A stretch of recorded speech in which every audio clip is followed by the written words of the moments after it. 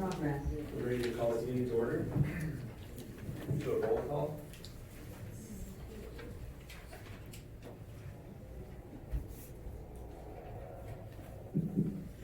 All right, Member Brulé? Here. Member Hodges?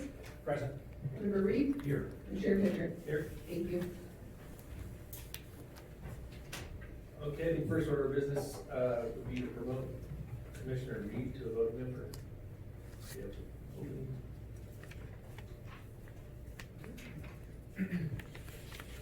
Any announcements from staff? First item is the approval of the minutes from the October 20th, 2025 meeting. Any comments from? I reviewed the minutes and they look fine. I motion to approve the minutes from October 20th, 2025 meeting. Second. Second. Close the hearing.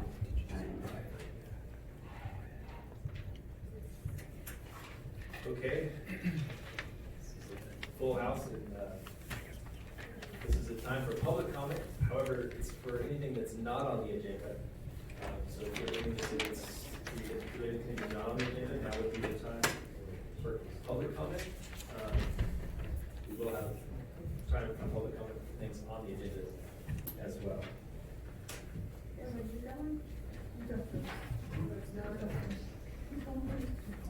For comments on items not on the agenda.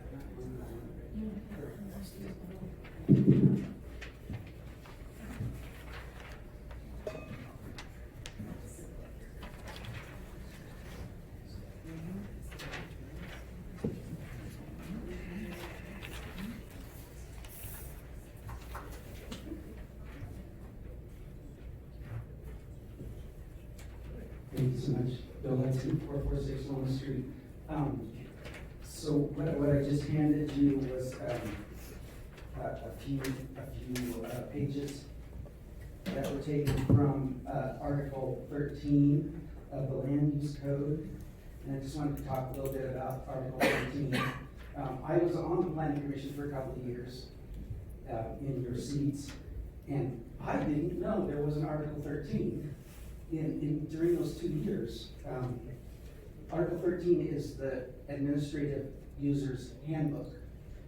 And I assume that what that user's manual is what the administrators of the planning department are expected to present you with so that you can make great decisions.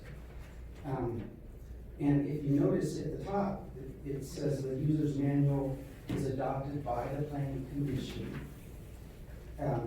And that there's a conflict between the user's manual and the rest of the land use code. The land use code controls.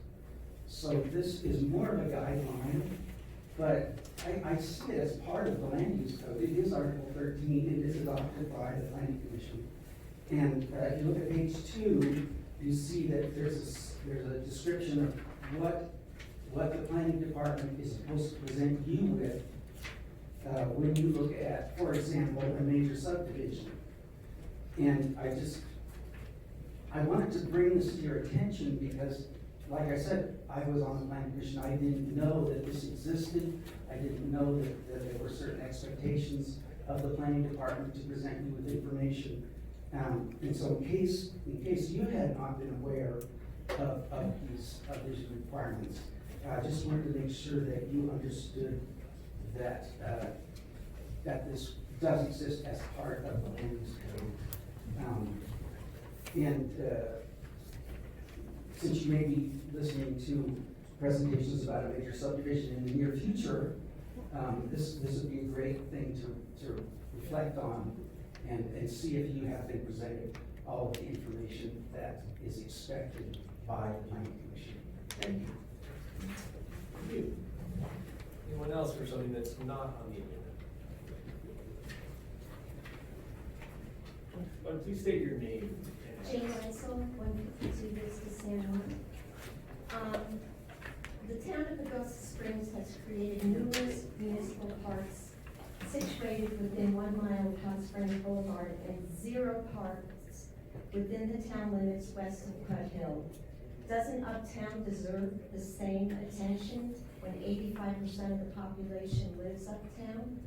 With 50 Timberline apartments, the Walmart apartments, 50 more to be built, potentially 88 apartments at Pagosa West, a proposed enclave, wouldn't it be nice for families to have a park they could walk or bike to instead of being driven somewhere?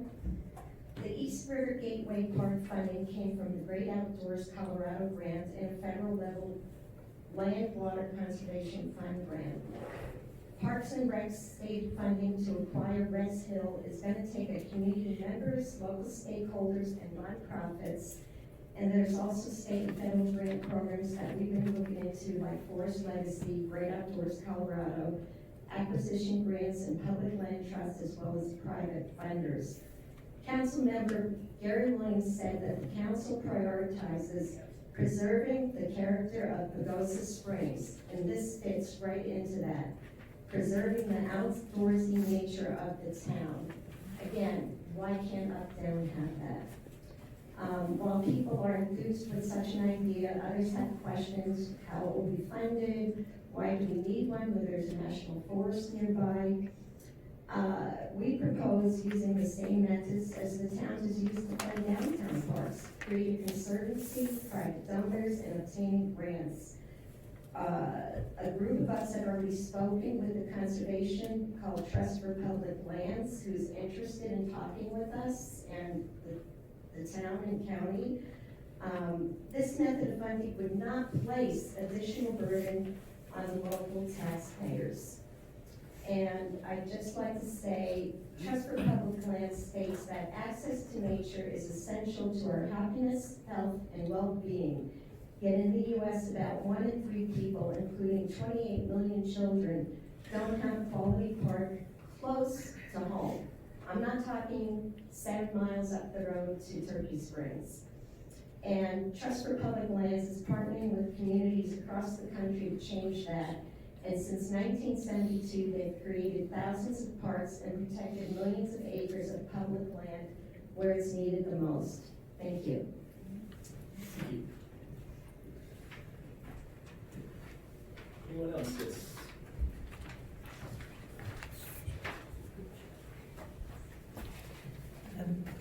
Rachel Sell, 117 Maple Glen Place. Trust in government doesn't come from speeches or slogans. It comes from one thing: obeying the law. Every ordinance, statute, and regulation is written to apply equally to everyone, not selectively to certain individuals, while those inside government and their preferred partners are given a pass. Yet increasingly, we see officials treating the law as optional, something to be interpreted differently, fast-tracked, or handled administratively when it stands in the way of a preferred outcome. When that happens, the law stops being law. It becomes a cruel joke. The set of rules meant only for those without influence. And let me be clear, the law cannot be redefined by administrators. None of them have the authority to alter what the statute says or to invent procedures that bypass the public process. This is not just theory, it's settled law. In Archuleta v. Roan, our own former county attorney was chastised by the Colorado Supreme Court for trying to administratively rewrite the law during an enforcement period. The town should not follow in those same misguided steps. The court made it absolutely clear: if administrators don't like what the law says, they must go back to the town council and formally amend the land use and development code, not reinterpreted tonight as optional. Government officials are not representing themselves. They represent taxpayers. Their positions are fiduciary. You are agents of the public, and the money you receive is ours. Every dollar you allocate, every grant you accept, every partnership you approve is held in trust for the taxpayers who fund it. When those fiduciary duties are ignored or bent for convenience, public trust collapses, because the question becomes, if you don't respect your own laws and the people's money, why should the people respect your authority? The law is not a suggestion. It is the boundary between fairness and favoritism, between a system that protects the people and one that protects illegitimate power. But it is also something more. The law is our working together agreement.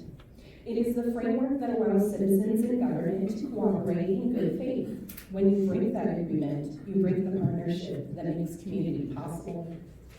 We, the citizens, are paying attention. We have read the statutes. We know what they require. And what we want is simple: a government that lives by the rules it writes. This is not absurd.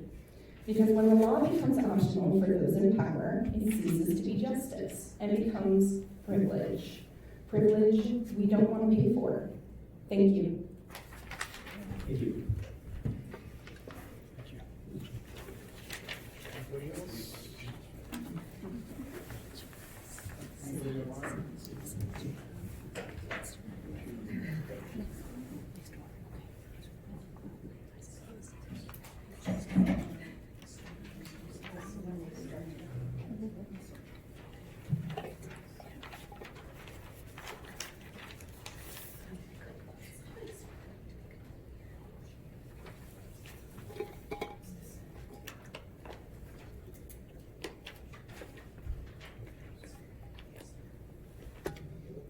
Any of those on Zoom, you can put *9 or raise your hand.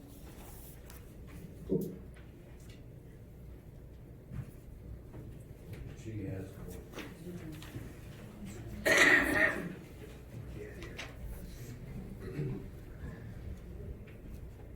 Good.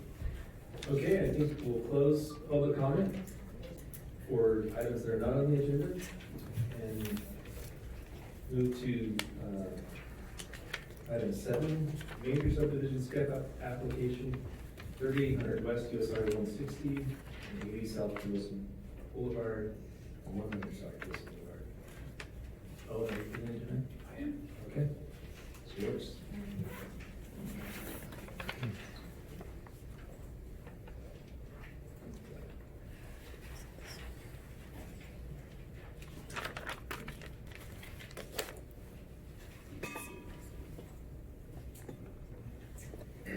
Okay, commissioners.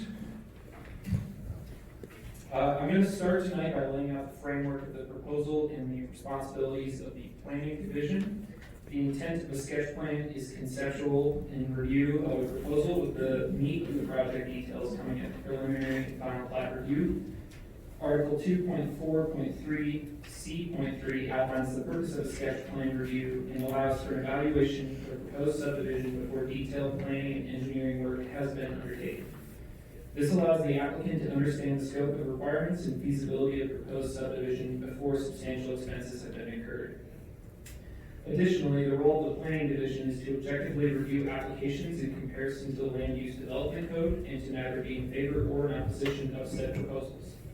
It is the right of private property owners to pursue development on their respective properties, just as individual property owners are allowed to construct homes on residentially owned properties. So this can be another long-winded one, Commissioner, I do apologize in advance. For the summary of the application, Marina Labs LLC has applied for the approval of Pagosa West major subdivision sketch plan at 3800 West US Highway 160, 80 South Pagosa Boulevard, and 100 South Pagosa Boulevard. The purpose of this action is to divide tract 1 and tract 4 for the proposed phase 1, creating a total of 5 parcels. The applicant plans to develop the entire site to accommodate residential, mixed-use commercial, and open space to better serve the entire community. The existing parcels are zoned mixed-use corridor, mixed-use town center, and mixed-use residential. For the review procedure, Article 2.4.3 C.2 of the Town of Pagosa Springs Land Use Development Code, referred to as the Code, requires major subdivisions to undergo the sketch plan, preliminary plan, and final plat reviews. The sketch plan review is required to be reviewed by the Planning Commission for approval or denial. Article 2.4.3 C.3 outlines again the purpose of a sketch plan review and allows for an evaluation of a proposed subdivision before detailed planning and engineering work has been undertaken.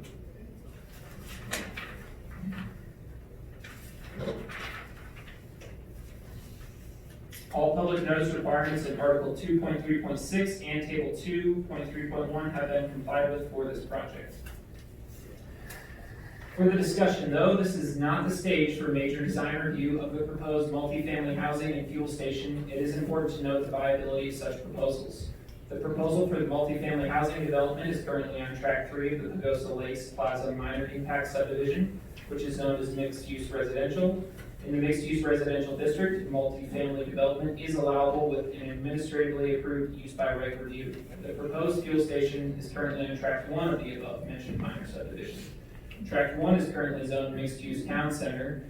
In the mixed-use town center zoning district, a fuel station categorized as gasoline sales in the code is an allowable use with an approved conditional use permit from the Town of Pagosa Springs Planning Commission. These specific developments are not what is being heard in tonight's meeting. If the developer moves forward with these plans, there will be separate hearings for each individual site development that will be noticed to the public. For the review criteria of a sketch plan, Article 2 of the Land Use Development Code outlines an approval criteria for sketch plan for a major subdivision. The 8 criteria below are the explicit measures staff and the Planning Commission must adhere to when making recommendations or decisions. Review criteria A reads, the proposed subdivision complies with all applicable use, density, development, and design standards set forth in Article 4, 5, 6, and 7 of this land use code that have not otherwise been modified or waived pursuant to this chapter that would affect or influence the layouts of lots, blocks, and streets. Applicants shall avoid creating lots or patterns of lots in the subdivision that will make compliance with such development and design standards difficult or infeasible. Article 3 zoning districts. While Article 3 is not a review criteria for the subdivision proposal, it is important to understand the scope of zoning districts and their intent. The applicant is not proposing any rezone for their development, and the zoning districts are to remain on the parcels intended for division. Additionally, the subdivision that abuts this proposed development is zoned rural transition, which is defined as a district intended primarily for detached single-family residence. The district is intended to provide a transition between the town neighborhoods and a rural transition district on a large parcel of land with population densities higher than the RA district, but lower than the R1 district. Landowners may develop large single-lot family residential or cluster residential development units on smaller lots to conserve space. Use agriculture or equestrian land and other natural features. Clustering should occur near the edge of property close to existing or planned development. Density can range from 1 unit per 2 units per acre up to 2 units per acre, with more density being allowed proportionally with increased dedication of land for conservation purposes. And again, that was a definition from the land use code, not staff's interpretation for the neighboring property.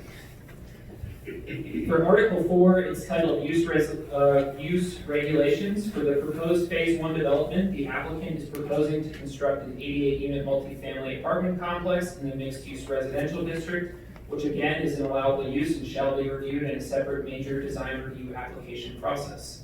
The other proposed development is a fuel station, which is also allowable pursuant to an approved conditional use permit within the mixed-use town center zoning district and shall be reviewed in a separate major design review application process.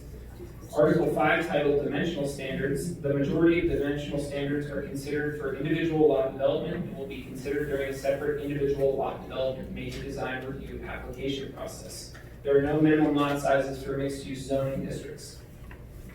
Article 6, Development and Design Standards. Many items in Article 6 do not apply at this stage of review. However, staff elaborated on the applicable standards. For example, the sections pertaining to drainage, excavation, grading, snow storage, infrastructure, and preservation were elaborated on in the staff report. Since this is a sketch plan review, these items are hypothetical. When this application is reviewed at the preliminary stage, those items will be scrutinized in greater detail. However, the applicant did address many of these items in their submission. Staff is able to elaborate on any specific standard as requested by the Commission. Article 7, Subdivision Design and Improvement Standards. Similar to Article 6, staff finds that Article 7 was complied with for the sketch plan review. However, numerous items will be reviewed at the preliminary submission, such as some of the conditions that were presented, like applicant must pursue a variance or redesign the pedestrian network as depicted in the road section exhibit to be outside of the 60-foot right-of-way. Applicant must provide a full utility build-out analysis, including lighting plan for roadways and pedestrian networks, water and sewer, fiber, electric in their submission for their preliminary plat review. An applicant must set and depict reference monuments for all perimeter boundaries within the proposed major subdivision development. Review criteria B reads, the general layout of lots, roads, driveways, utilities, drainage facilities, and other services within the proposed subdivision is designed in a way that minimizes the amount of land disturbance, maximizes the amount of open space in the development, preserves existing trees and vegetation, riparian areas, protects critical wildlife habitat, and otherwise accomplishes the purpose and intent of this land use code. The applicant is utilizing a majority of the existing right-of-way easement for the depicted Pagosa West Boulevard from the 2004 minor impact subdivision. Additionally, they conducted a tree survey to preserve as many trees as possible. The applicant has allocated 3.41 acres to open space, which is roughly 3% of the land within the subdivision. Additionally, a wetlands delineation was provided to preserve the wetlands on the site.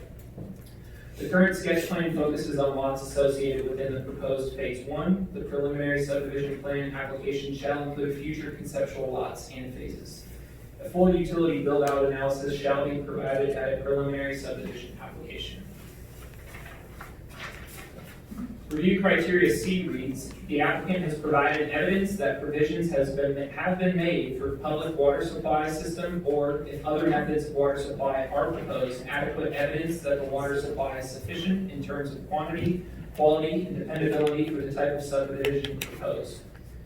The applicant submitted an application to Pagosa Area Water and Sanitation District in 2024. They have indicated they would continue with water modeling after the approval of their sketch plan review. This is allowable and meets the intent of a sketch plan review, which is intended to be conceptual in nature to allow the applicant to present their proposal without incurring the substantial cost of development. Without input from decision-making bodies. PAWS provided comments, which are included in the staff report. Again, this will be scrutinized in greater detail during the preliminary plan review. Confirmation of availability of service shall be provided with the preliminary subdivision application. Review criteria D reads, the applicant has provided evidence that provisions have been made for a public sewage disposal system, or if other methods of sewage disposal are proposed, adequate evidence that such system shall comply with state and local laws and regulations. So just to reiterate what was just said, their intent is to continue with the water modeling, which is an engineering effort after the approval, if approved, of the sketch plan.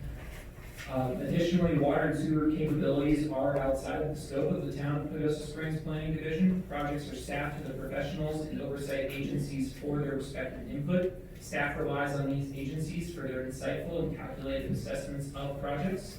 If PAWS says that there is or is not enough water after the modeling is complete, staff will then trust their judgment and expertise.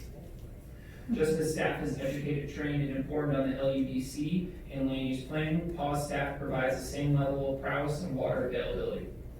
Review item E, the applicant has provided evidence to show that all areas of the proposed subdivision that may involve soil or topographical conditions present hazards or requiring special precautions have been identified by the subdivider, and that the proposed use of these areas are compatible with such conditions.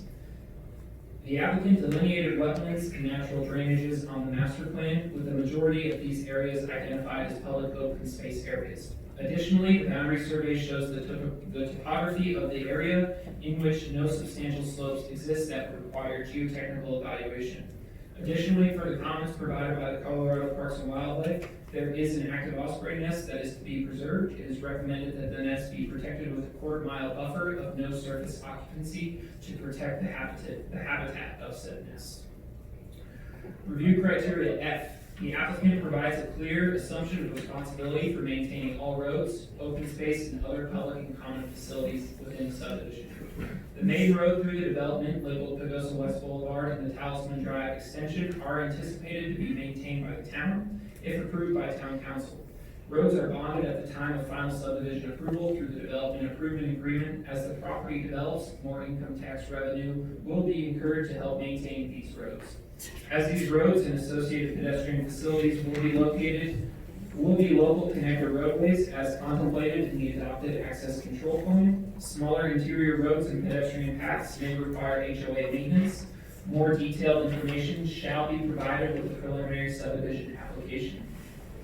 This is the stage the town council will consider the applicant's proposal requiring a more detailed analysis of the roads, open space, and other common facilities Pending the results of the agreement with PAWS as provided in their comments, the water and sewer infrastructure may be accepted by the special district or be privately maintained by an HOA.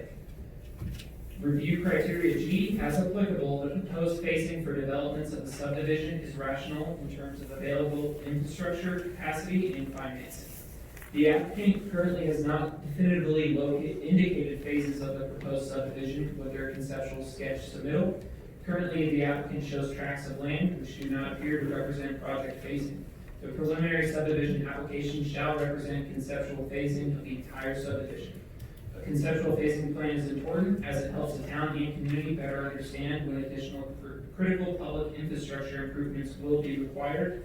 For example, Talisman Drive and Pinion Causeway, intersections improvements, town of lakes commuter trails, sewer, water, electric infrastructure, public open space, and etc.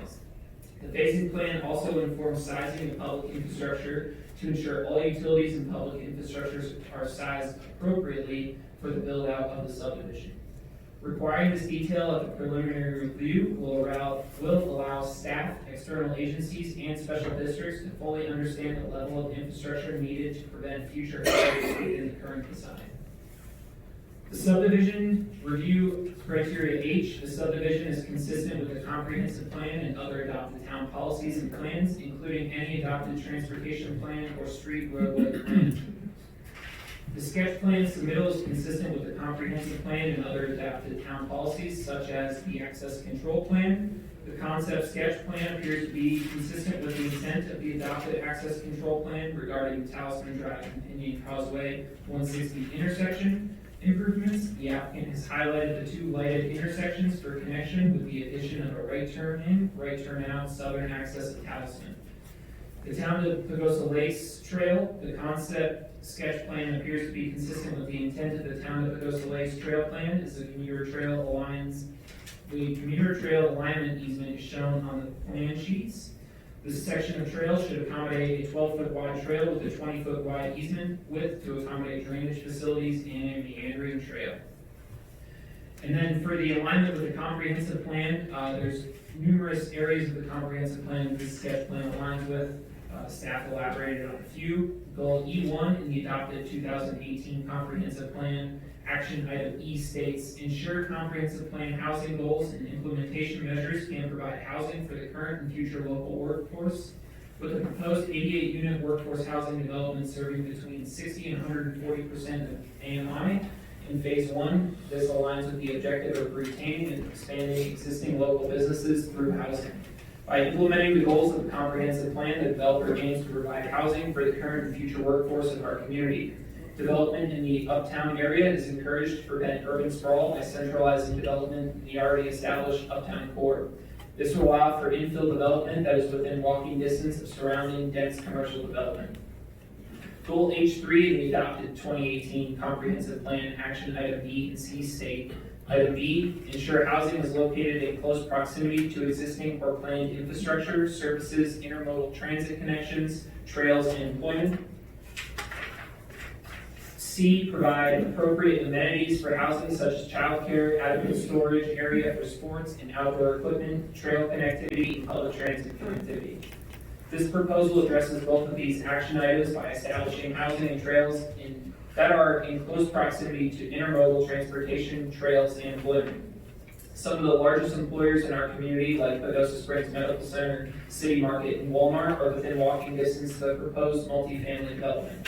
Additionally, the developer aims to provide connection to the Town of Lakes Trail Master Plan with their proposed pedestrian network. The developer has also identified areas within their development for transit stops that would provide downtown connection to residents. The applicant also noted in their submitted narrative alignment with goal T1, which reads, create high-quality, convenient, and safe connections for pedestrians and bicyclists. The town aims to provide a variety of opportunities to both residents and visitors for recreation and transportation. This goal is also addressed with the measures previously mentioned. Additionally, the applicant will be required to add a crosswalk connecting the development to the sidewalks of Pagosa Springs Medical Center for safe pedestrian connectivity. The applicant also made note of their alignment with the economic vitality and infrastructure goals within the community plan. In this section of their narrative, they identified the economic stimulation that would present itself with infill development of commercial spaces. These spaces will be required to be fully developed and buildable to prevent past mistakes of subdivision development without development agreements or fully established infrastructure. This also aligns with goal I-1, which aims to support existing zone and plan development by working with local authorities such as PAWS, Archuleta County, and CDOT. So in summary, based on the evidence provided, staff recommends that if the Planning Commission finds that A, the application does meet the review criteria for a major subdivision in the mixed-use town center, mixed-use residential, mixed-use corridor districts in Article 2.4-5 of the Town of Pagosa Springs Land Use Development Code, and that the application does meet the review criteria for a sketch plan in Article 2 and 7 of the Land Use Development Code, then that the Planning Division recommends approval of the Arena Labs LLC major subdivision sketch plan at 3800 West US Highway 160, 80 South Pagosa Boulevard, 100 South Pagosa Boulevard, as presented with the following conditions. Condition 1. Applicant must, on the preliminary plan review submission, provide a preliminary subdivision plat meeting the town's criteria for such. 2. Applicant must include the anticipated phasing of the development in their submission for the preliminary plan. 3. The applicant must pursue a variance or redesign the pedestrian network as depicted in the road section exhibit to be outside of the 60-foot right-of-way. 4. Applicant must provide a full utility build-out analysis, including a lighting plan for roadways and pedestrian networks, water and sewer, fiber and electric in their submission for the preliminary plan review. 5. Applicant must set and depict reference monuments for all perimeter boundaries within the proposed major subdivision development. 6. Applicant must submit a drainage study prepared by a licensed Colorado professional engineer with runoff rates determined using the NRCS TR-20 method to include detention for all roads, sidewalks, and trails. This study must also identify the current condition of drainage culverts that would divert water under Highway 160. 7. Applicant should provide written justification from a wetland professional for appropriate buffer distances between development activities in riparian areas to avoid conflict with delineated wetlands, as well as protection measures during construction activities. 8. Applicant must provide native drought-tolerant landscape treatments along the 5-foot buffer between the sidewalk and curb and gutter at subdivision entrances and in public open spaces. 9. Applicant must, for the individual site developments, contact the Town of Pagosa Springs Planning Division for respective development application permitting. 10. Applicant must enter into a development improvement agreement with the Town of Pagosa Springs to set specific timelines of the phases of this proposal at the final subdivision application. 11. The applicant should, on the submission of the preliminary plan, provide a closer mix of uses. 12. The applicant must submit a conceptual pedestrian plan at the preliminary plan submission to ensure safe, convenient connections between uses and adjacent pedestrian facilities. 13. The applicant should depict a centralized plaza or park to serve as a visual aid and a social anchor. 14. The applicant must preserve the transit connection and crosswalks, bike lanes, and safe pedestrian access. 15. Applicant should contact the U.S. Fish and Wildlife Service pertaining to the active osprey nest located adjacent to the proposed development for preservation and protection.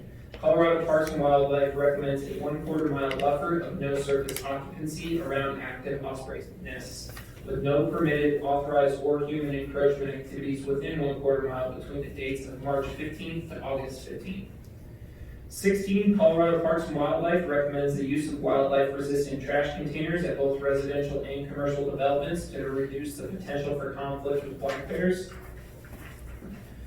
17. Colorado Parks and Wildlife recommends keeping any fencing around the property to a minimum. If boundary fencing is used, wildlife-friendly fencing is recommended, allowing the safe passage of deer, elk, and other wildlife. 18. Pagosa area water and sanitation requirements are as follows. Requirement number 1, reading. Water and wastewater modeling are required and conditions of service will be predicated on the results of the modeling. All modeling fees to be paid by applicant. 2. PAWS requires a 24-inch by 36-inch digital copy of the final recorded plat to be provided to the district.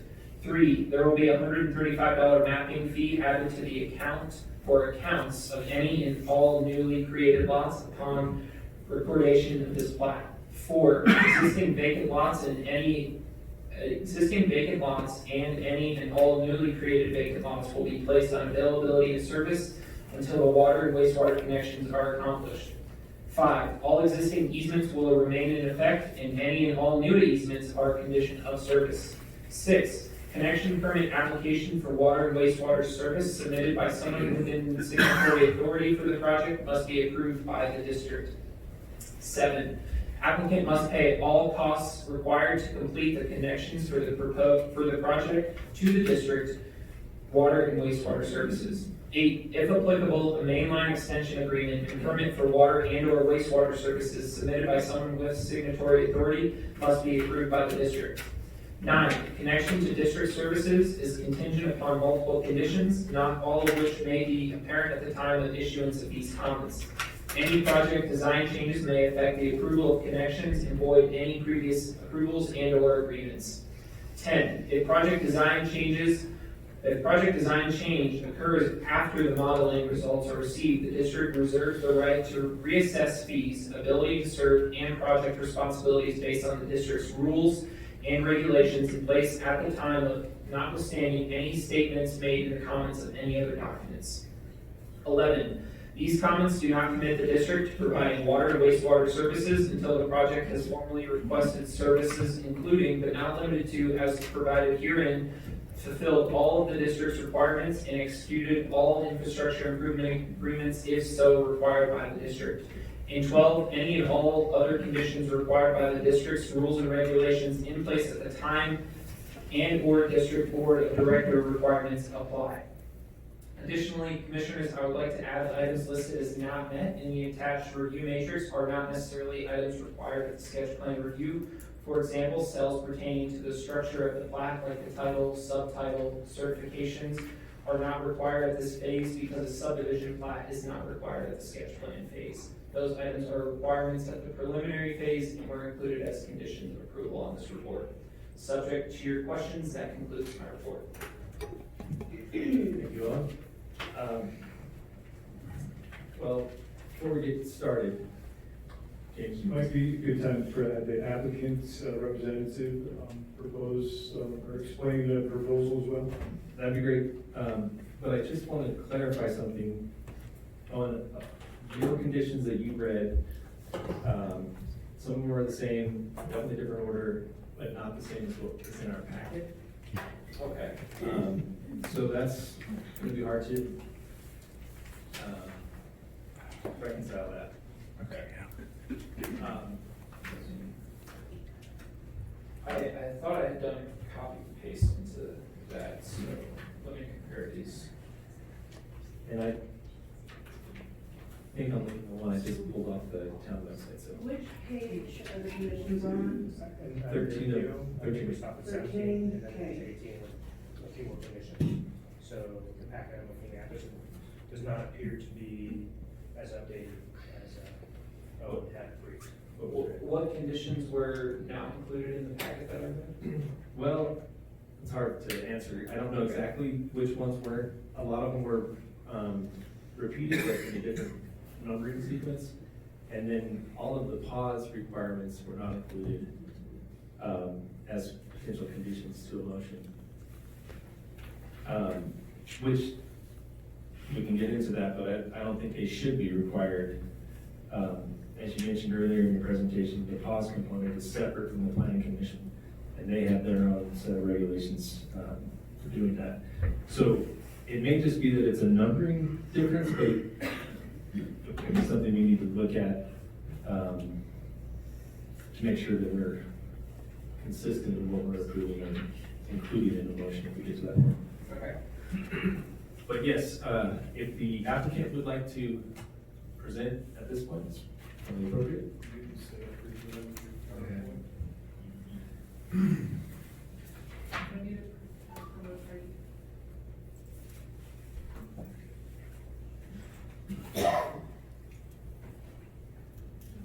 James is getting that set up. Brad Ash, 262 Pagosa Street, Suite 100, with Reynolds Ash and Associates here representing the developers.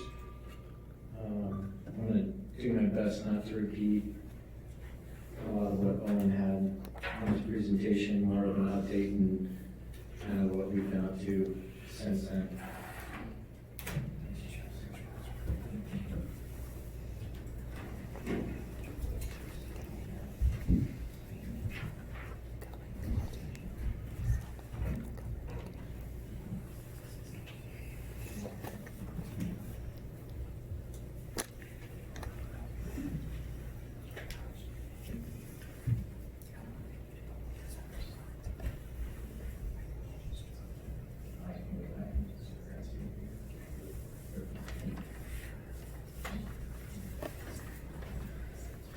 All right, quick timeline, as mentioned, there's been some work done in between and some presentations that have been had. March 25th, major subdivision sketch application. I believe Planning Commission, Julie and Chad were here, so we have a couple new, but I think you guys, Owen, kind of brought you up to speed.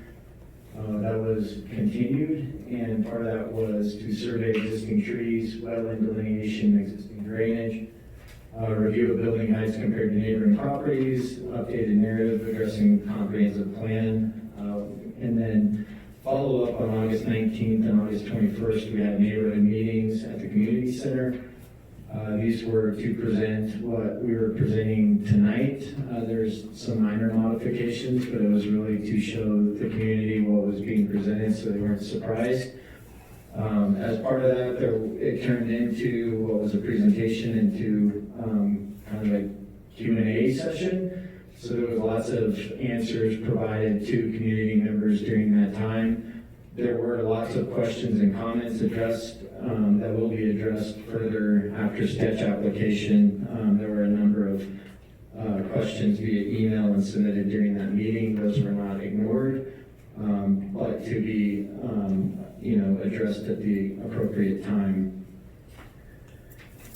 So update, the objectives of the tree survey obviously was to show the trees 12 inches diameter or greater, considered mature trees, identify heavily treed areas to preserve, and then to adopt and plan to preserve, replace trees as required by future development.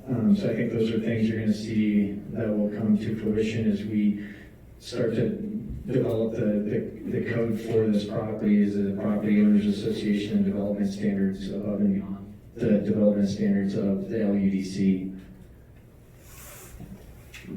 Then some clarification with the wetland delineation and existing drainage. This is the exhibit from the original submittal.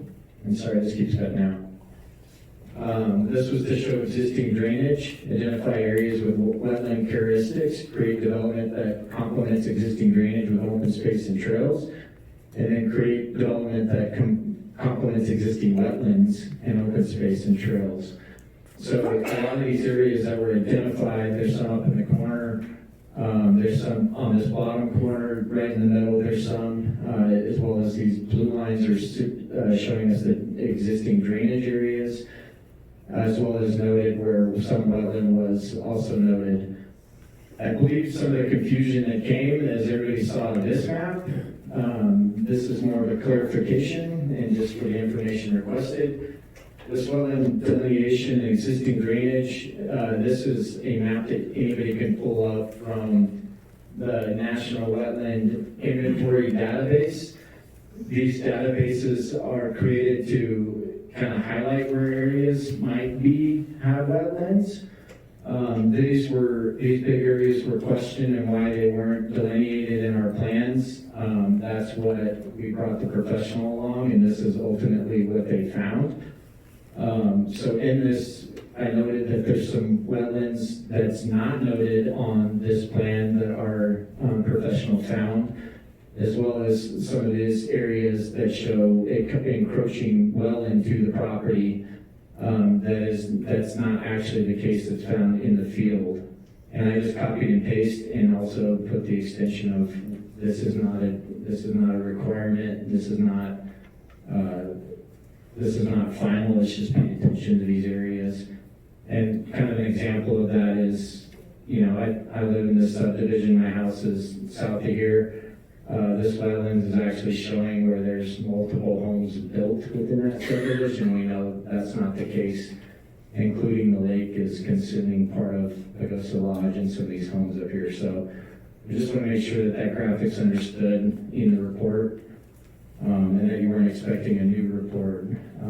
We're also asked to just kind of give an example of building heights, and the building heights that are being proposed are within the allowable zoned areas. So these are sight lines, the red line being Pagosa Peak.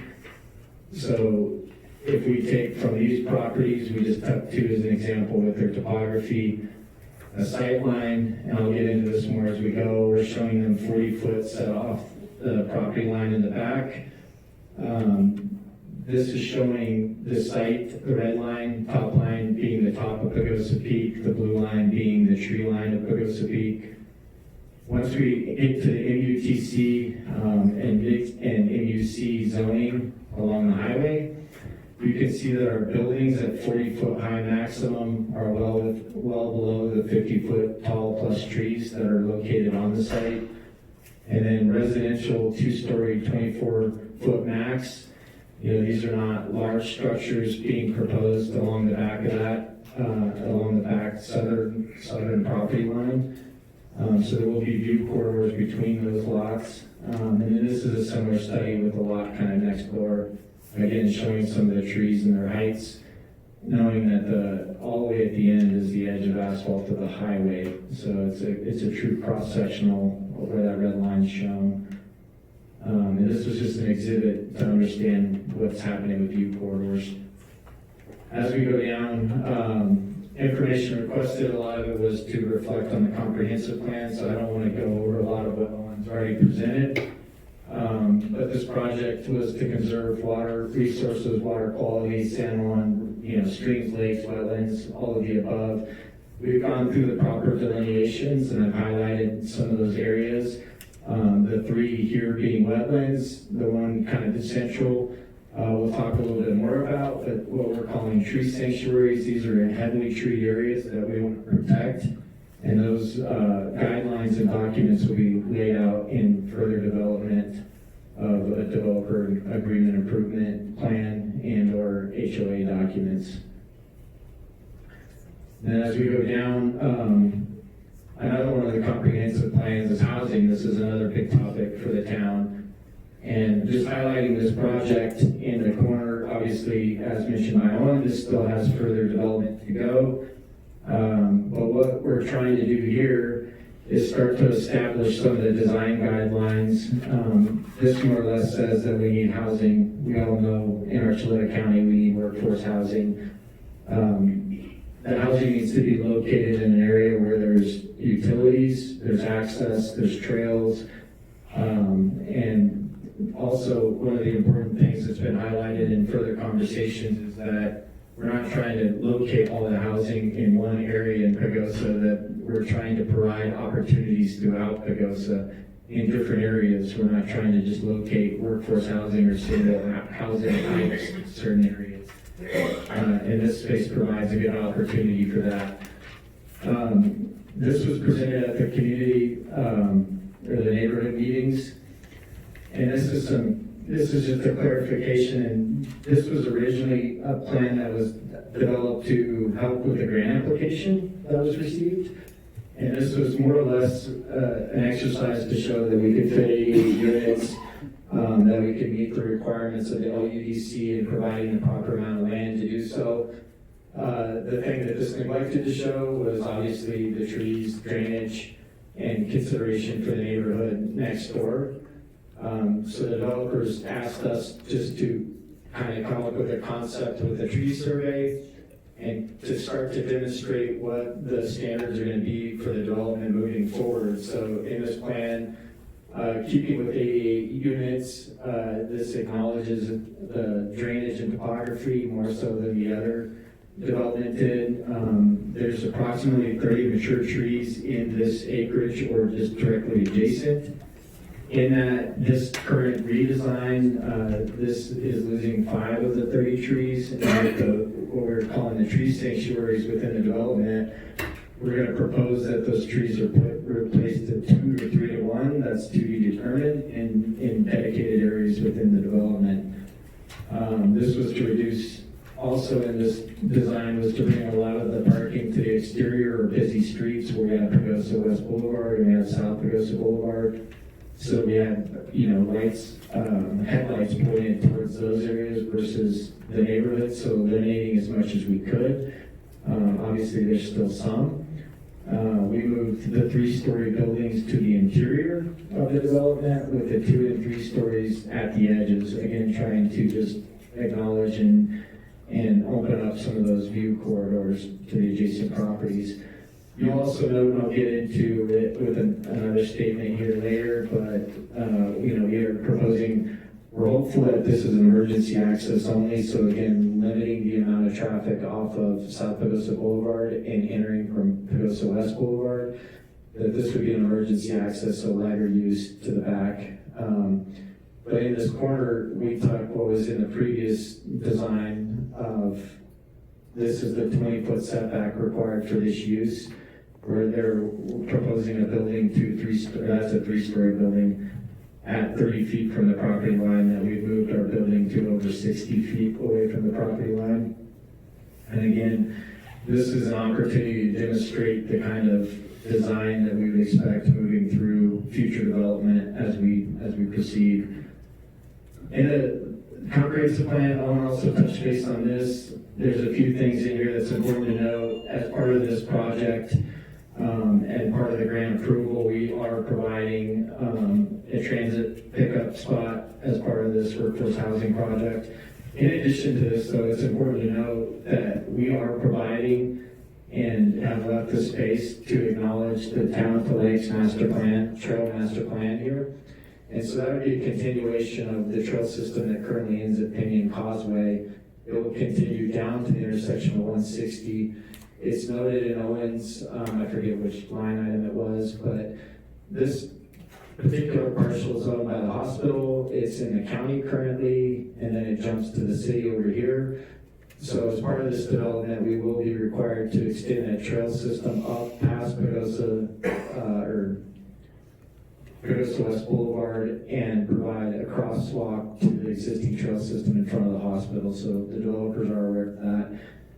The other thing this development was required to acknowledge was obviously the Highway 160 access control plan. We have a lighted intersection at South Pagosa Boulevard and 160, right in and right out at 160 where Talisman is.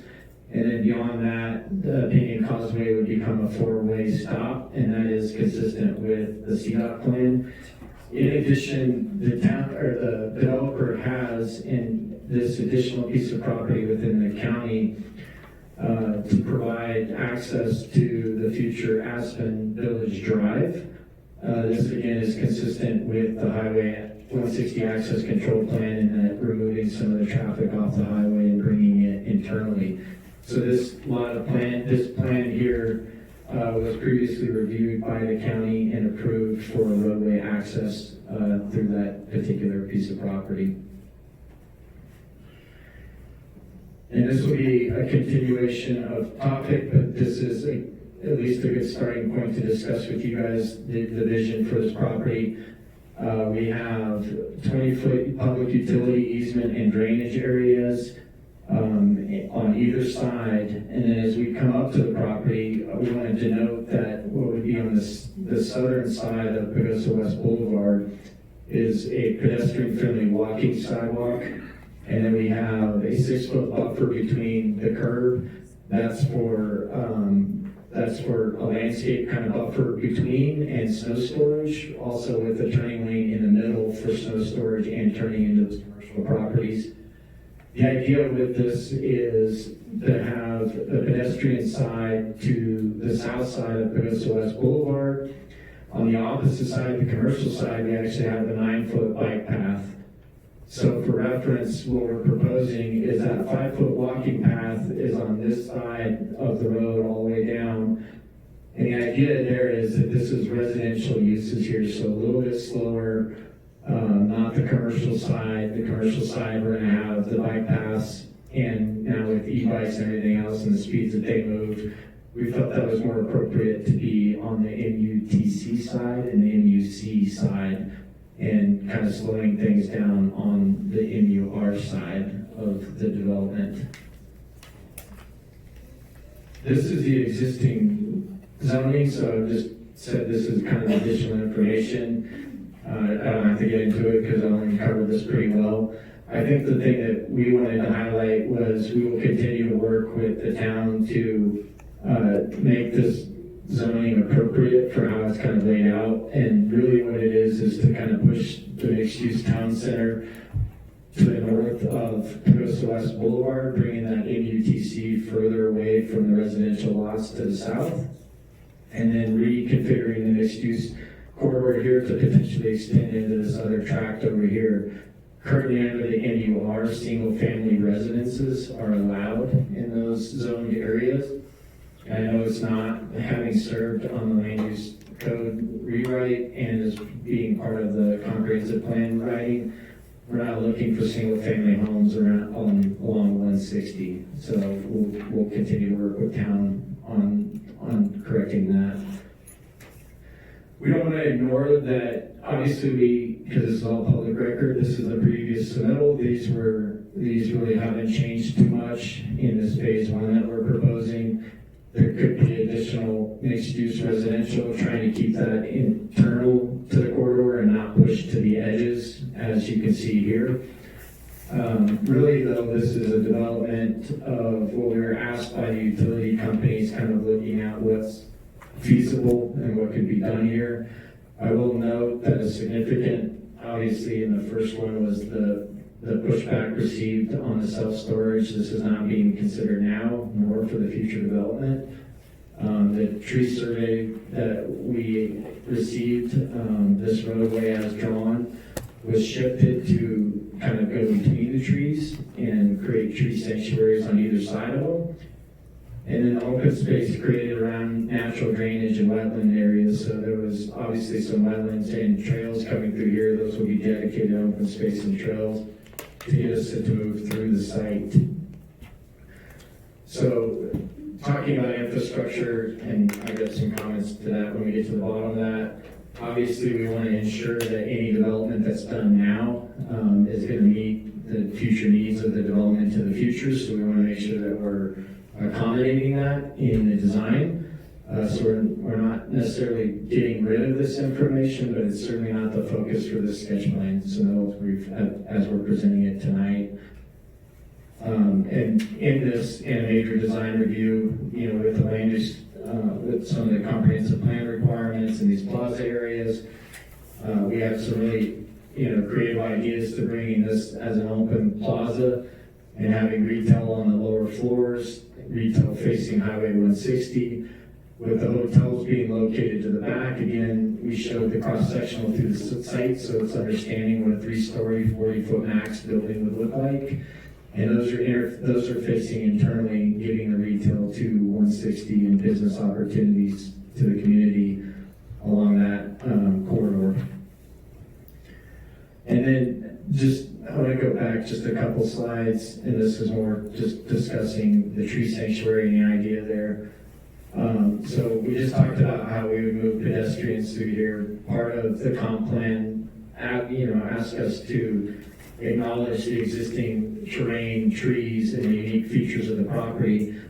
So a lot of what's been developed is coming off of Talisman Drive. To the south of there's an existing drainage area and a little pond that can hold water there. And it was to open up this view corridor, so as you're entering, you're not looking at buildings, you're not looking at development, and you're actually looking at our trails and open space as you enter the development. As you come from the east side of the property, or west side, excuse me, it's kind of the same idea in that there's our drainage areas that will be open space, and then beyond you're going to have additional these tree sanctuaries we've created. And as you move through the property, kind of the same thing. We have tree sanctuaries on either side, and this is protecting a lot of that older growth. And then the same idea coming down Pinion Causeway as you come down to protect these trees in this area, even moving entrances to future NUR zoning, that you're looking at trees and not development. So again, trying to highlight some of what that property already has to offer. And then acknowledging that we have trails, wetlands areas, And then in the back, a single family residence, we can be 10 feet off the property line per setback. There are some easements in place, easements.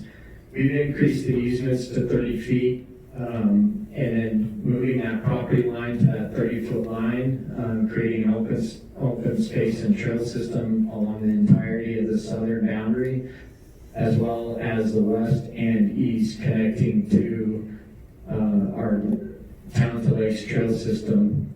Part of this is this pushes the property line off that 30 feet, and then the setbacks begin from there. So now our closest home is 40 feet versus what was in place prior. And I'm going to wrap up here. Just as part of the comprehensive plan past implementation, chapter 7, the comprehensive plan wants to guide private and public development, and short of reading the whole thing, obviously this is in there. The relevant goals and actions is to provide housing for the current and future local workforce by implementing the goals of the comprehensive plan. I think this development obviously speaks well to that. There's been some words written out there online that this was maybe an overstep in asking for a grant, and I personally could disagree more, because in the same comp plan it asks for partnerships and community involvement. And this is actions that involve partnerships or community involvement listed below. And it's to create public-private partnerships to leverage how federal and state government and quasi-government resources to create incentives for private sector investments for housing. And this is really what creates the opening for these developments to happen and to get started. If we don't have some help in these developments, Owen just read off 12 items from PAWS alone. It does take public-private partnerships to get these housing projects. These housing projects are obviously difficult to get out of the ground. Owen did this for me, so I don't have to, but the purpose of the sketch plan, this really is to get the ball rolling into the next phases and to verify what's feasible financially, what's feasible for the land. And I think the extra steps that we've taken since the continuation has shown that. And it's really to try to limit the amount of expenses that go into a development and figuring everything out and making sure that it computes in the end. So that what we presented tonight, we feel confident in our phase 1, and then phase 2 to further develop with some surety that we can move forward just based on sketch plan approval. And then we just, I wanted to note, because I appreciate them bringing this to the attention, was the Parks and Wildlife Review. They did review the plan, they did provide comments, and those comments will continue to be addressed as we proceed. So those are easy for us. The transit stop crosswalks, I think we're showing that we are committed to that and what we're dedicating to the town and to open space. There are a handful of ones in here that kind of just overlay, like if it's the entire development and what has to be done or engineered at that phase. Well, the entire property has topography up and down and drainage going east to west, north to south. There's phasing plans that will allow certain phases to be addressed and taken care of for that particular phase. Additional phases will be engineered and or accordingly to further development being done, but those developments may be to be determined at this stage, again, based on feasibility of what comes back from all the utility companies. I am going to be the first to own that I misspoke during the neighborhood meeting and said that we had submitted and paid for our application and modeling with PAWS. That was not the case. The developers decided to hold on that pending sketch plan approval. After sketch plan and hopefully an approval, then we will get back with PAWS on future steps. And then I have to kind of second what Chris brought to the attention in our packet. It's line item 17, all Pagosa area water and sanitation. I believe those are requirements of Pagosa area water and sanitation, and those will have to be in place at any kind of particular moving forward, but you can add I think you can add that to the list that we don't feel that that's necessary to be addressed in the sketch plan approval. So I appreciate you guys and thank you for your time, and I'll be here for questions. Thank you. Well, I know there's a lot of people out there, certainly a lot of them probably want to say something. So I think we should start that process. And then after that, we can discuss kind of everything together as a commission. So with that being said, we can open this up for public comment. I know there's a lot of you, and I'm really glad that you're here. Your opinions are important, but we do have a running clock back there for 3 minutes, and try your best to keep it within 3 minutes. If you're really on a roll, I probably won't stop you, but just be considerate of everybody's time, that would be great. Yeah, so we're gonna start with the two individuals that are downstairs. Great. They're wanting to do public comment, so they are coming up now. Good. And then we will start with the folks in the room, and then we will go to the folks on Zoom. Sounds great. And again, please state your name and your address, and we'll get it all on the record. Sorry, I think I just called you Brad, but I meant Chris. I got Brad in my head. And I meant to say, Brad, if you don't mind, can you push that microphone that's next to you down? We're catching that. Yes.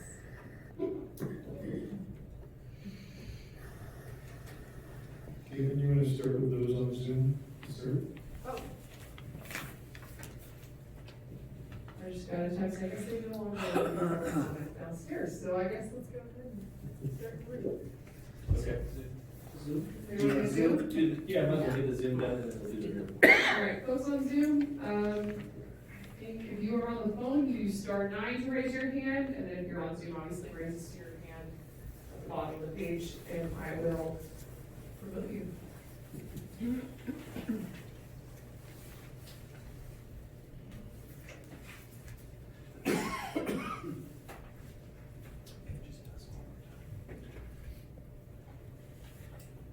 Once again, folks on Zoom, this is for the agenda item. You have a public comment. The *9 if you're on the phone. Well, maybe we'll, oh, you got one? Yes. So Benjamin Walls. Can allow you to talk. And again, you have 3 minutes.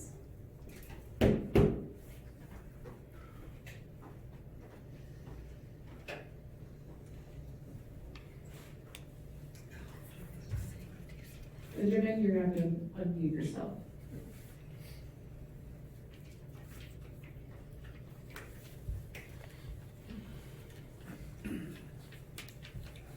Looks like it's still muted.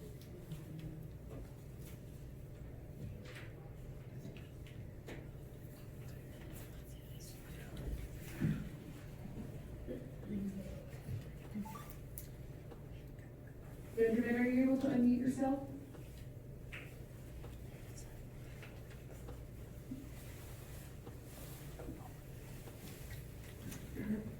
Okay, do we have any else in Zoom? Okay, maybe. Benjamin, you can go ahead and try again here in a sec. Terry Pritchard?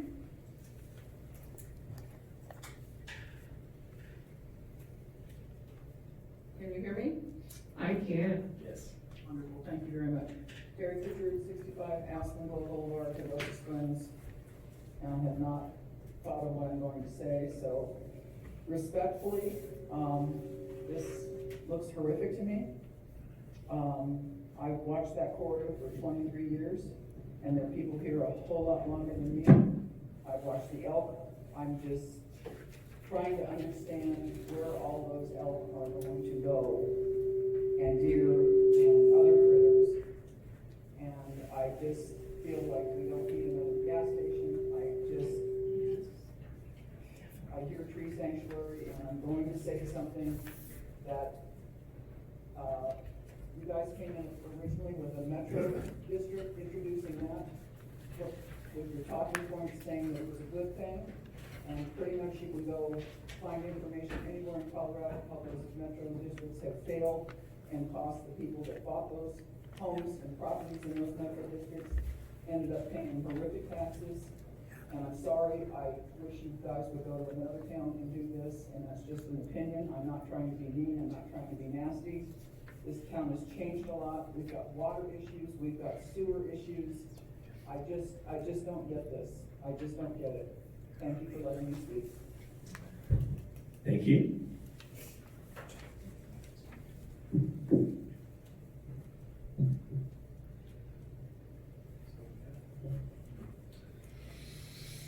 So Benjamin, if you are able to unmute yourself.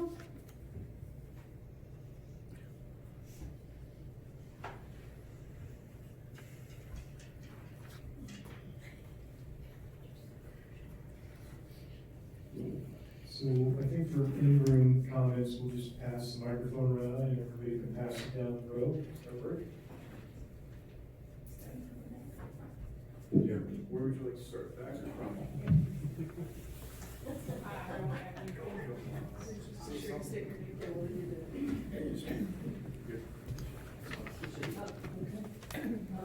State your name clearly first.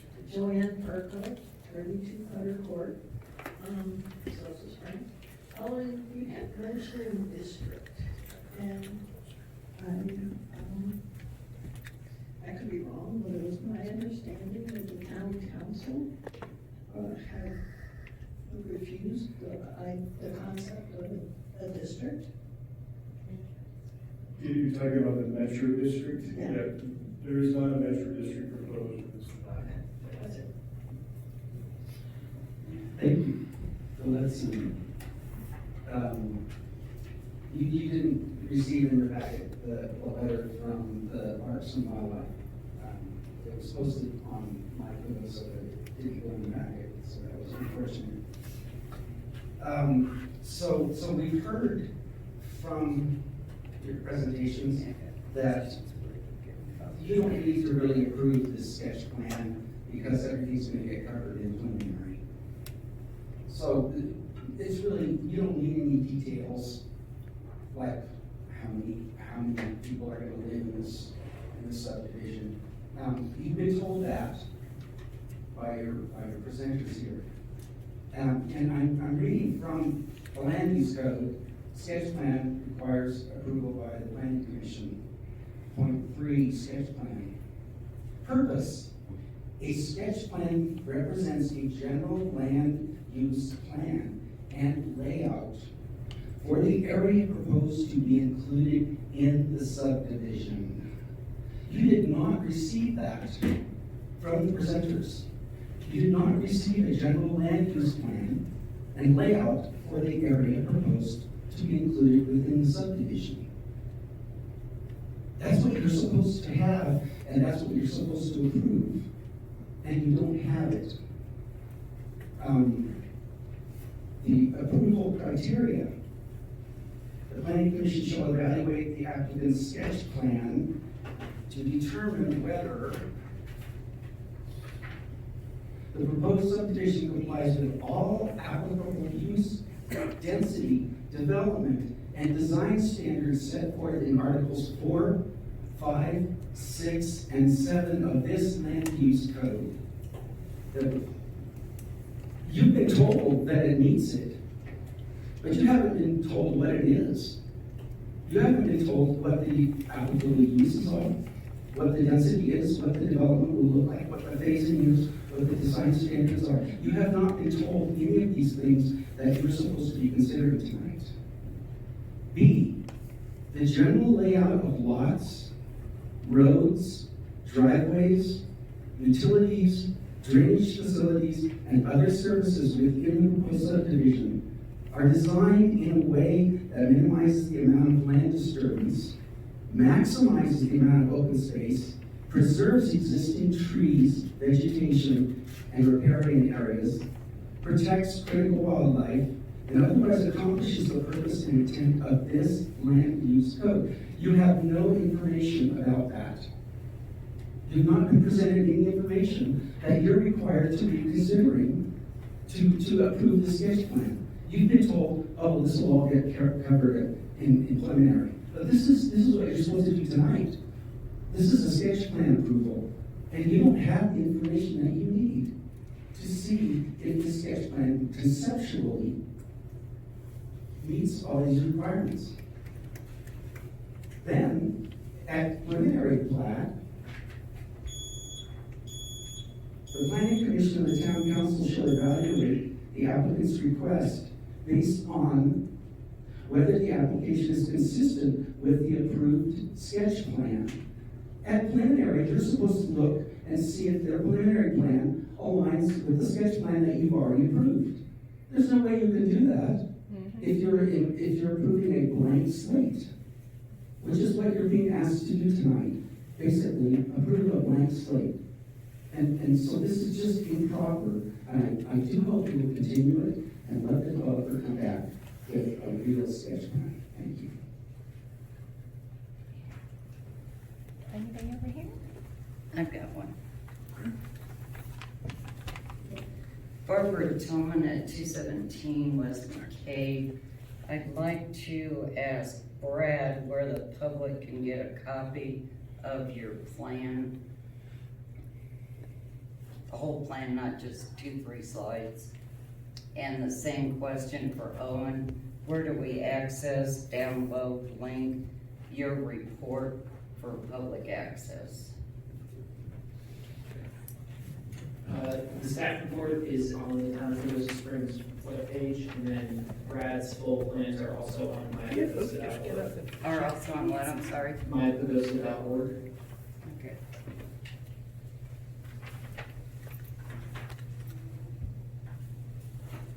Hi, I'm Sydney Lantrino at 1120 Antelope Avenue. And I want to ditto Terry Pritchard's remarks. And I also want to add that I moved here for the charm of Pagosa Springs. And we're losing that, and we're losing wildlife corridors. Thank you. Rachel Sullivan, 117 Legal Place. I do just want to point out that one has stated that the requirements were optional in the land use development group. This is not factual. The public has consulted with legal counsel. The land use and development code is not optional. I just want to point that out. Good evening. After researching the ownership of the lots in question, the requirements for Dole grant awards, and relevant state laws, it became clear that multiple levels of administration may have overlooked plain legal requirements in awarding nearly $2 million in infrastructure funding for the Pagosa West development. I'm sitting around, I read you. Information regarding the deficient Pagosa West housing grant application was made public after discovering how the $1.98 million Dole grant was approved improperly. The public is aware, and over the weekend, the petition asking Dole to revoke the funds surpassed 250 signatures at change.org/Stop Pagosa West.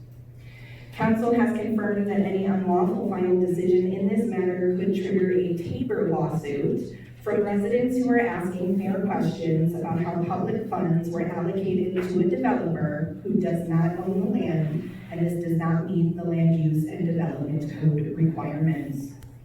Under the law, the town cannot partner on behalf of a private developer to close on a private property.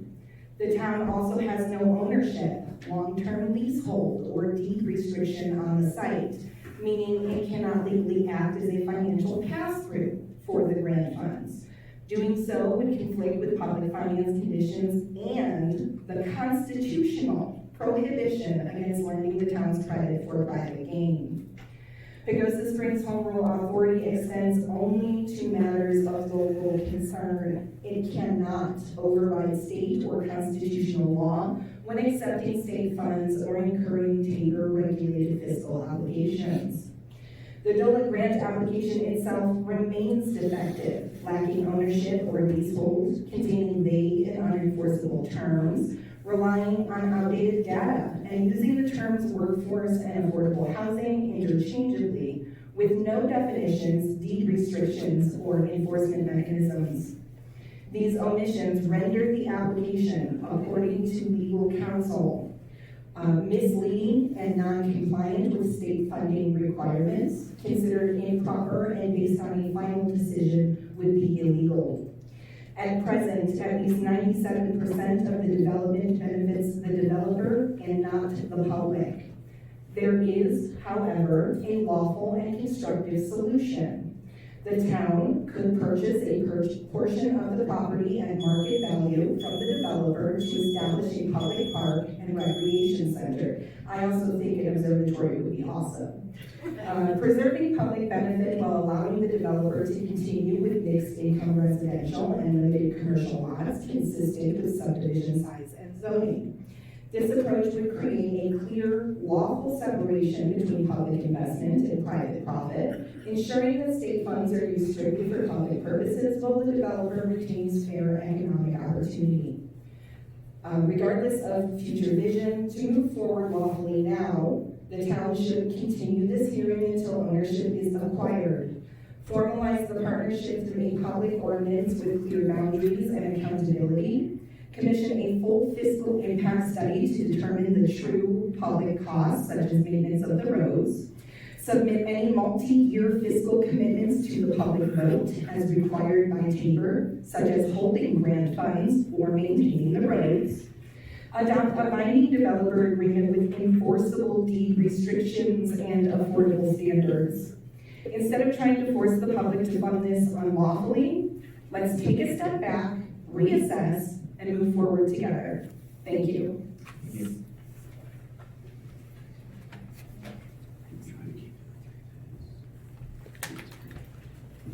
This is going to be awesome 174, this is San Juan, and I only have a question, and it has to do with definition.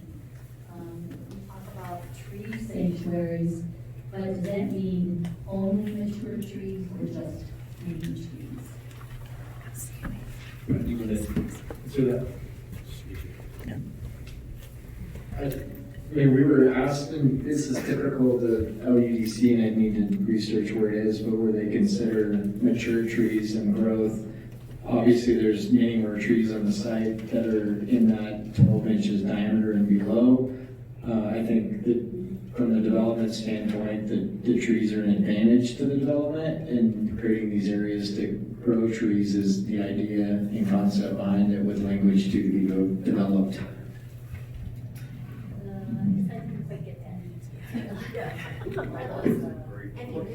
Is the area you need to look further into? Are they all going to be mature trees, or are you just going to plant saplings and call it part of the tree sanctuary?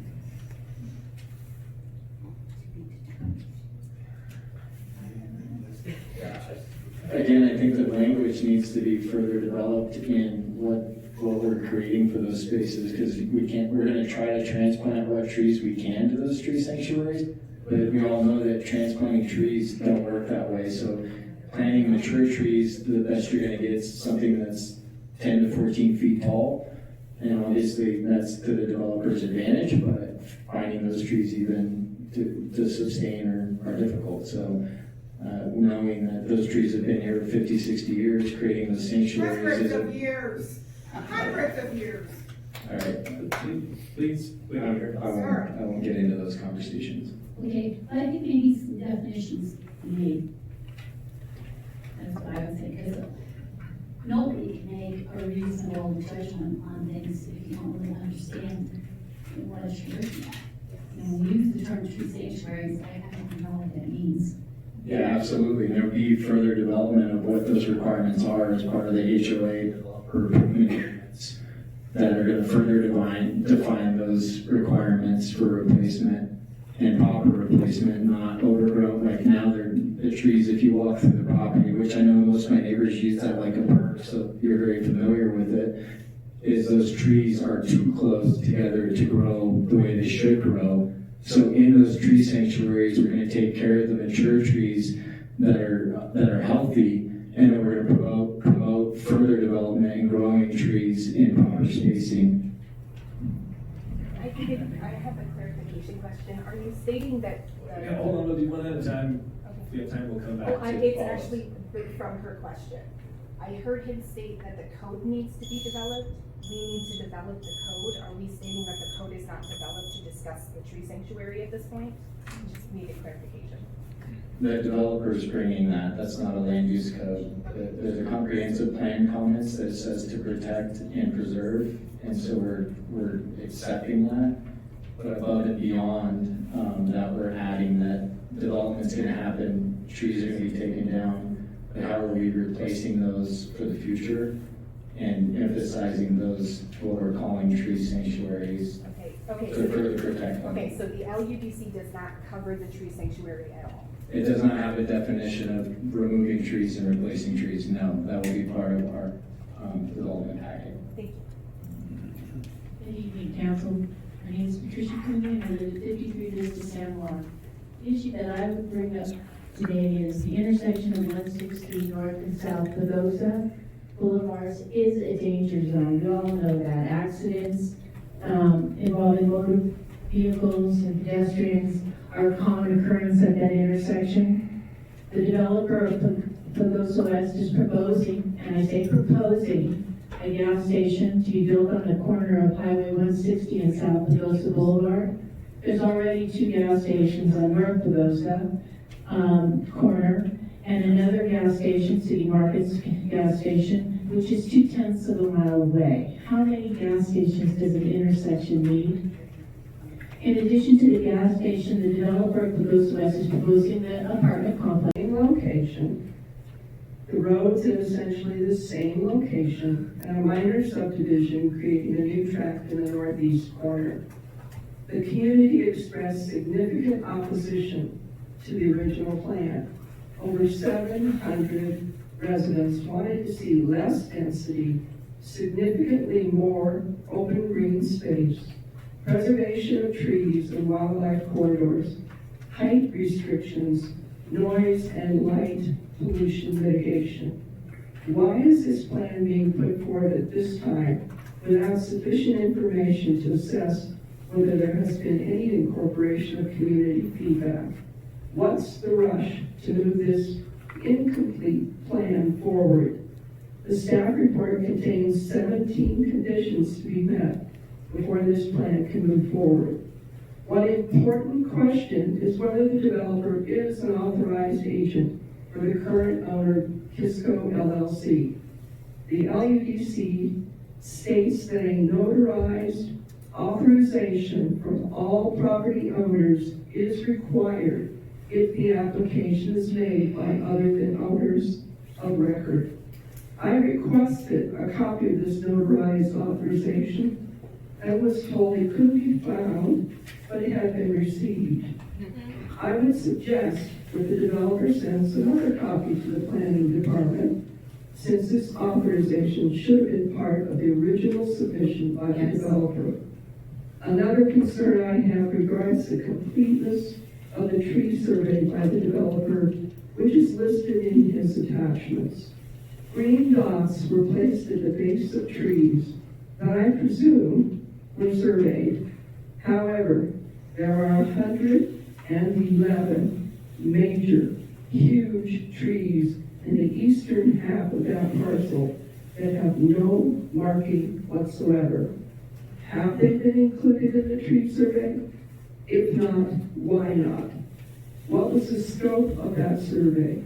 Are these trees at risk if not included in the survey? In my opinion, there are too many unanswered questions and too many unmet conditions to move the sketch plan forward at this time. Thank you. I also have a letter from another individual who could not be here, who asked me to read it in his behalf. Is that all right? That's fine. Can you state their name and address, please? Yeah. Let me see. The individual, Scott Tonchis, and I don't know his local address. His post office box number is 4882, Pagosa Springs, Colorado. No, he's not. Here are some issues that should be addressed by the developer of Pagosa West with a focus on the latest proposal for a gas station and an apartment building. I would strongly suggest that the town council members ask the question noted and require written third-party proof before any approval of funds of any kind is considered. Gas station. You have 4 regulatory layers to satisfy: federal, state, CDOC, I'm sorry, and local, plus fire code. Across from a hospital, you can also expect heightened attention to traffic operations, lighting, noise, and emission. The question is, which of these issues has the developer addressed, and/or is there a letter of interest from the national or regional gas station convenience store operator expressing interest in this location? With regard to subsidized apartments, it would be wise for the city to wait and see if the 50-unit project near Walmart is successful before consideration is given to the approximately 80 units. The proposed project would require substantial pre-development costs for access, but demand versus affordability with subsidies question would soon be answered by the current project. Statewide demand for subsidies outstrips availability. Section 8 may be severely cut back. The question is, what specific subsidies have been applied for by the developer, and is there evidence of availability of funds? Thank you. It just does not make sense, as other people have said. When Pagosa Lakes Ranch residents met in July of 2024 with Doug Dredge, the developer, we told him our concerns after seeing the original map, and he reassured us, he promised us there would be a gradual transition from high density to our neighborhood. Our neighborhood, Pagosa Lakes Ranch, is two plus acres per house. The plan was to have apartments, then middle income housing, then 1 acre lots behind us. We have yet to see that, and we still see the same, well, now it's been whitewashed, but the same tiny lots backing up to us. 40 feet of setback is just not enough. We've seen Brad's plan of the height sight lines. That does not account sitting out on your back door staring into the doors of these apartments. Who, I'm sorry, but that's just not right. That's not respectful. It's not taking into account of what we were promised. The transition, the LUDC code, I said this in March and in May, section 6.10.4, special consideration shall be given to adjacent land uses of different intensities. It shall be the responsibility of the more intensive use to ensure that the transition from one to another is attractive, functional, and minimizes conflicts between current and planned uses. I don't see this plan matching this. The Dragoons keep stating that they're eager to work with the surrounding neighbors. Why haven't we gotten answers from the August meeting that were promised to us? We all filled out papers, put them in the basket, and were assured by Emily Lashbrook that they would be answered. We haven't had answers unless we contacted the planning department directly. We do not get answers. We do not get interaction. Maybe if things were explained to us, we would understand better. But we spent an hour and 20 minutes going over the agenda, and we get a half hour to speak. That's not interaction. That's all I'm saying. Thank you. Thank you. Oh, I'm sorry. Just like when I was here last time. You can state your name and address, please. Niara Isley, 453 Pines Drive. Thank you. Last time I was attending a meeting like this, I spoke for the residents of Pagosa that have no voice here, which is our wild animals. Elk are large animals, and when they're in a herd, they're even larger. And if this development moves forward in any way, They will not use that wildlife corridor anymore. It will be taken from them. And they have a right to be here. They were here first.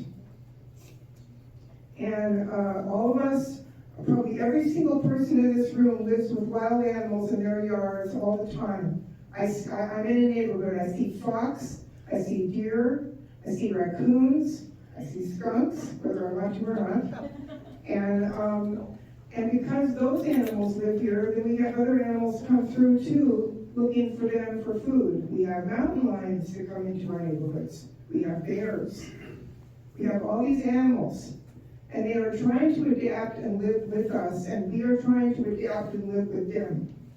And we need to leave this parcel alone so that they have someplace wild to go instead of constantly invading our neighborhoods. I mean, most of us welcome them in our neighborhoods, but they also have to have a place to go, and we're using up all their land. Where are they gonna go if we develop this parcel? So I agree with what Terry Pritchard said. I don't think there's the infrastructure to support it, no matter what was said tonight. I just don't believe it. Yeah. You know, I've talked to other people that have told me, realtors have told me, the infrastructure is not here to support this. So I don't know what they're talking about tonight, saying that somehow it's magically there now. I don't believe it. I'm sorry. But anyway, that's what I have to say. Thank you.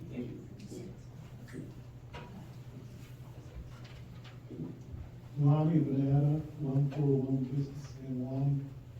The sketch plan contains 2 parcels, a gas station and 88 workforce apartments directly across from the hospital.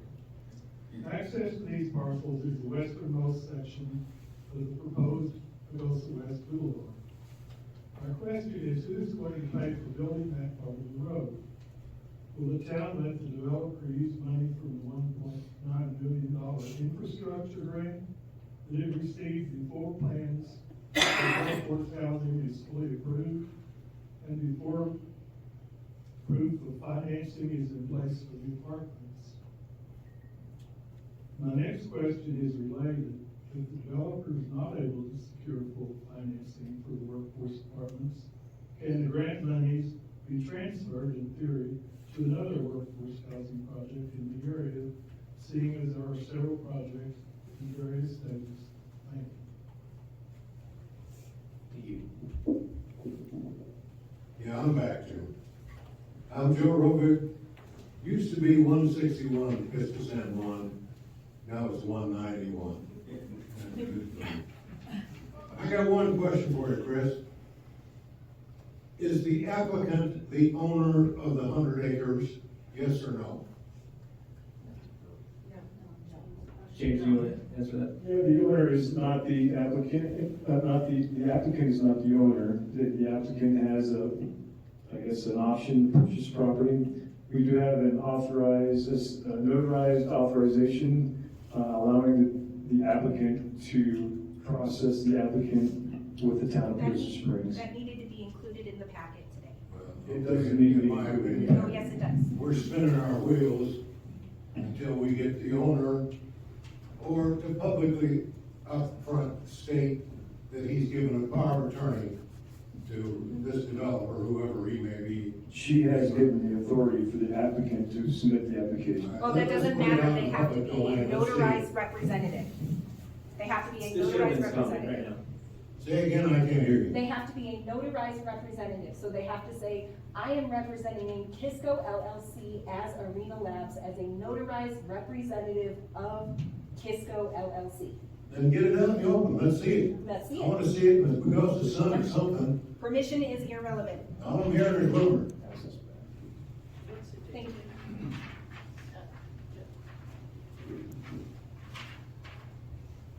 Whose copy is this? Is that yours? Sure is that. Ask her, Madam Secretary. Yes, ma'am, in your back, you got somebody that has a comment? Lori Davenport, 589 Oak Street. I have a question about the street that is going through Alpha, which is already an established subdivision. So I'm thinking the map, it's hard to figure out. The applicant is proposing to to put a road, the Pagosa West Boulevard, and attach it to Alpha Drive through 63 West Kincaid. And Alpha subdivision, these are not rural transition properties that the town can change. I realize that the town will sometimes change the zoning, but these are agricultural estate properties.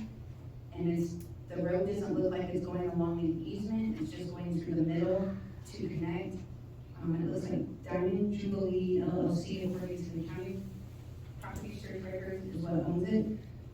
So I know that you don't want as much traffic on 160, you want to go through these smaller streets, but how come they can't move that out of a property that's already established in subdivision? I don't understand how you can make a road just go through that, a road that, or a property for single family residences. So that's my concern and a condition that I think should be changed before approval. Thank you. Ma'am, can I have your name? I'm sorry about that. Lori Davenport. This was signed today. Jennifer Aaron's, 45 Pagosa West. I'd like to echo some of the sentiment and comments that were shared here. I do not think there's quite enough information here shared regarding the sketch plan. I think more has to be shown with the rest of the property before I think you can really make an informed decision.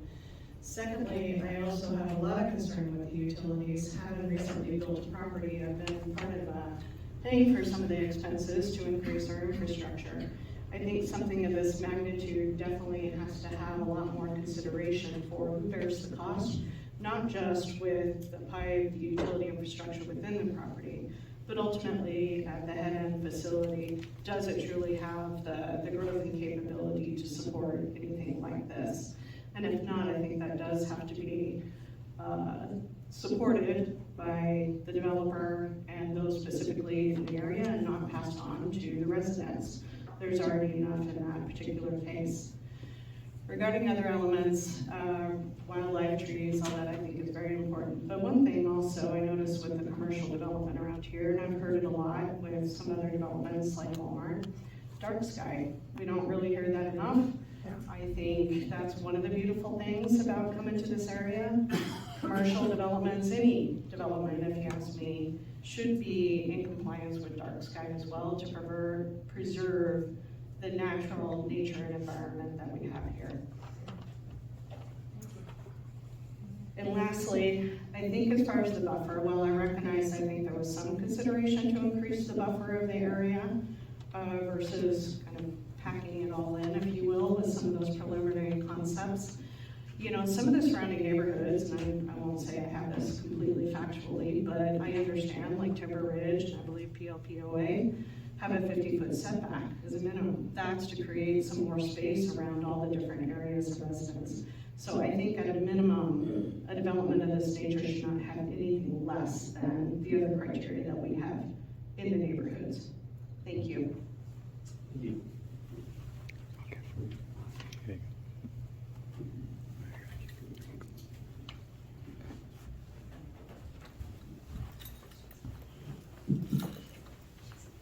Benjamin online has his hand back up. Okay. So I'm gonna give him one more chance to try to speak.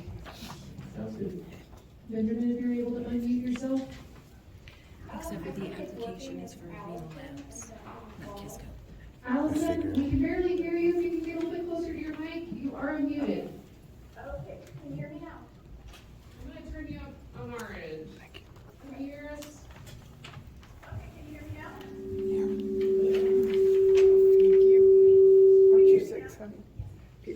Yeah, just speak as loud as you can. Okay, thank you so much for. Sanya, love that hat. I just want to encourage everyone who is here and who has made public comment. This is exactly how government is supposed to work. We need to be involved and we need to stay involved, and we will be walking. And I feel like there does be more time and more planning. Just hearing other people's comments who have researched and been more involved than I have, I can see that there's more that needs to be done. And so I really want to encourage you guys to hear our voices and to, if this is going to go through, which it looks like it probably will, make it the best it possibly can be for our town. And I just want to echo everyone else's thought that we care about this place and we want it to be better. And we know that development is going to happen and is needed, but it needs to be smart development. Like the gas station, could we have some EV chargers? You know, we need to be forward thinking about development. And that's all I wanted to say. Thank you.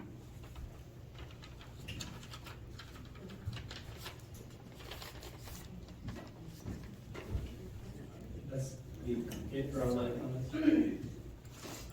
Any more comments from inside the building if you have a support? I've got a couple of repeat comments. Just have a question. Okay. And wait, hold on a second. Let me get you- Laura Metallo and, okay.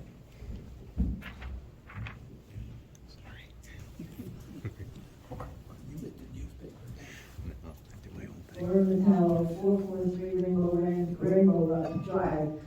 I had a question about, when I was listening, did you say hotels in there? And that part is all. Two of them. Two hotels. And how many people were there before? Did you know how many people, how many rooms? The further developer, that was, I think, on a future parcel, but go ahead, Brad. It was proposed to in the original design. Again, those properties are zoned, and those are allowable uses within that developed or undeveloped property currently. So anything that was proposed is also noted in town staff that those are allowable uses. So to be determined based on developer size for hotel and others. Again, Rachel Sun, 117 Maple please. I just want to note that the statement of authority is dated today, October 28th, 2025. This was not received when the public was noticed about this meeting. That means that the application is actually just for Arena Labs. It is not representing Kisco LLC. There is nothing in the application that states that they are a co-applicant or the applicant themselves. It is just Arena Labs LLC applying on behalf of Arena Labs LLC for their planned subdivision that they are currently under a pending contract for sale. So this is actually not a legally valid document at this point in time because it doesn't actually give them Arena Labs permission to apply as the only and sole applicant for this. It requires the application to actually state, we are applying on behalf of Kisco LLC as their legal and notarized representative under Arena Labs LLC. You can't have the application say, we're applying as Arena Labs LLC, we're about to close on this, and the previous owner is giving us permission to do that. That's not allowable. That would be like if I tried to do this in town. So we have unequal treatment of individuals versus developers under the law that you guys have written. And so this needs to be continued until a proper notarized document and the actual application states Arena Labs is working on behalf of Kisco LLC, either as the legal representative or, it's just, this is not a legally binding document. This is just simply stating they have the ability to do this. But they're doing it on behalf of Arena Labs LLC, not Kisco LLC. And that is a very big nuance here. Thank you.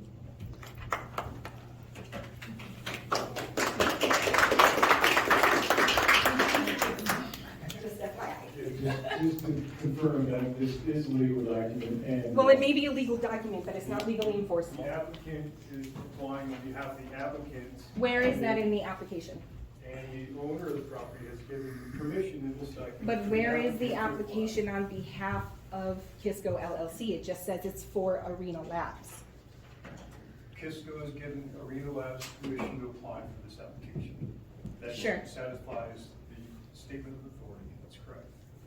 No, it actually doesn't, because that was notarized today and did not give public notice that it was actually notarized on Friday when the public was notified of this. So Definitely not a lawyer. Don't want to be one, but yeah. if the town staff is comfortable with the application being. Town staff does not have the authority. Speaking on I topic. know, I don't care. Town staff does not have the authority to rewrite the law. If town staff is comfortable with moving forward with this proceeding, then that's the best we can do at this point. If there's something that needs to be disputed later on, that can happen, but right now, this is what's been presented to us. Actually, that was not presented to you. The notarized document was not presented to you Okay. or the public. I'm not gonna argue with you. You can't.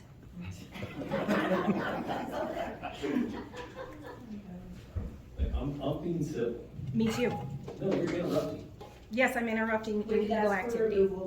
You can remove me. No, we're fine. We're just gonna keep going, okay? Is there any more public comments at this point?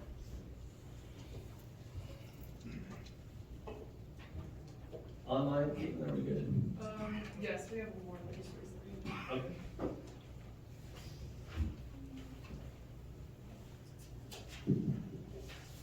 So P&M Costin, I'm gonna allow you to speak. If you can unmute yourself. Isn't Cisco the owner of City? So we're having some difficulties hearing individuals online. If you can get really close to your speaker. Make sure you guys can hear me. We can hear you. Just talk as loud as you can. Okay. Did you get my address yet? Go ahead and state it again. I just wanted to question the use of the wanting of another gas station on that corner. I'm right at 2911 Cornerstone, which is on 160, is Circle Stores Incorporated. Who owns that property? If anyone knows about Circle K Stores Incorporated, they're a great big gas station, convenience store. So what do you think about that? Do we want all that right there on that portion of 160? Thank you. Thank you.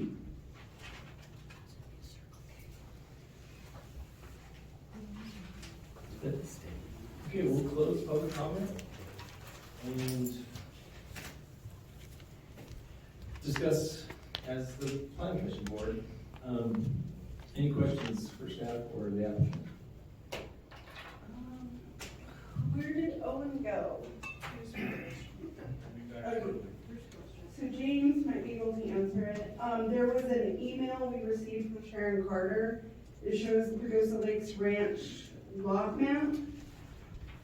And that there's 120-foot setback line. Is this notable? How does it play into phase 1 being built? Well, my understanding is it's a map provided by a real estate agent, actually. It's not an adopted plan or anything that we have in our file. I don't know what the date of that was. 95. I know that San Juan Vista, or Vista San Juan neighborhood was pretty much developed in 2010, 2011 approximately. Most of those. 1996 is when Pagosa, this is dated 95, but it was platted in 1995. Is that the map that you're referring to? Right at the top. So is that setback on the property we're looking at, or is that setback within the Pagosa Lakes Ranch? on the property you're looking at. May I speak? No, we've closed public comment, sorry. I mean, this is an official, I don't know where this is from, but it's not recorded with the town. Okay. And it's hard to say what that is, but it's certainly not recorded with the town and certainly was never platted that way. Correct. Yeah. Okay. But it was intended to show what the original intention was of that. There was to be a transition in the density when that property owned, when the guy owned both pieces. This was, the original intention was to provide a transition zone. And the Pagosa Lakes Ranch subdivision, its CC&Rs go back to 1996. So this might be a question for Brad. From that first building, or the building closest to Pagosa Lakes Ranch, what's the difference from that building to this line? Yeah, we're only 63 feet, which was an improvement from the previous middle, but we're gonna need documentation that shows a 120-foot setback, because that is not a recorded setback that we are aware of.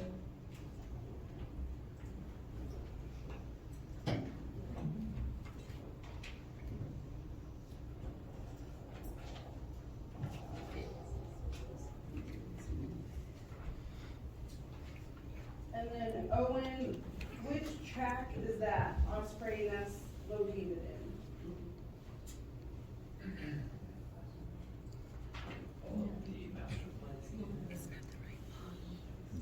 This, it's not currently in phase one, correct? Correct, it is on track 4. So the buildings in phase one are well within that quarter-mile buffer from where that nest is? Yes, and the language from CPW is should rather than shall, so it's important to, I mean, I'm in favor of preserving an osprey nest, but that is the developer's choice.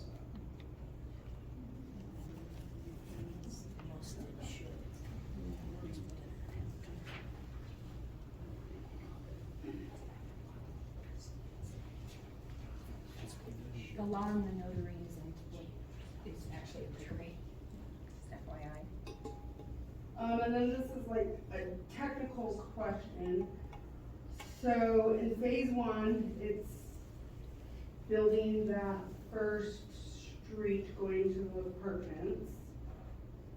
Within phase one, when the developer does the developer improvement agreement, within that, is it written that they shall provide a sidewalk linking from Highway 160 up to those apartments? It is not in the development agreement yet, but it is a requirement based on our contingencies for our review. So I would like that to like move forward and brought to like town councils. Like, so they are aware of that a sidewalk should be built there for everyone's safety. Yeah, the contingency that Owen wrote up require that to be shown in the preliminary application that will come back to you.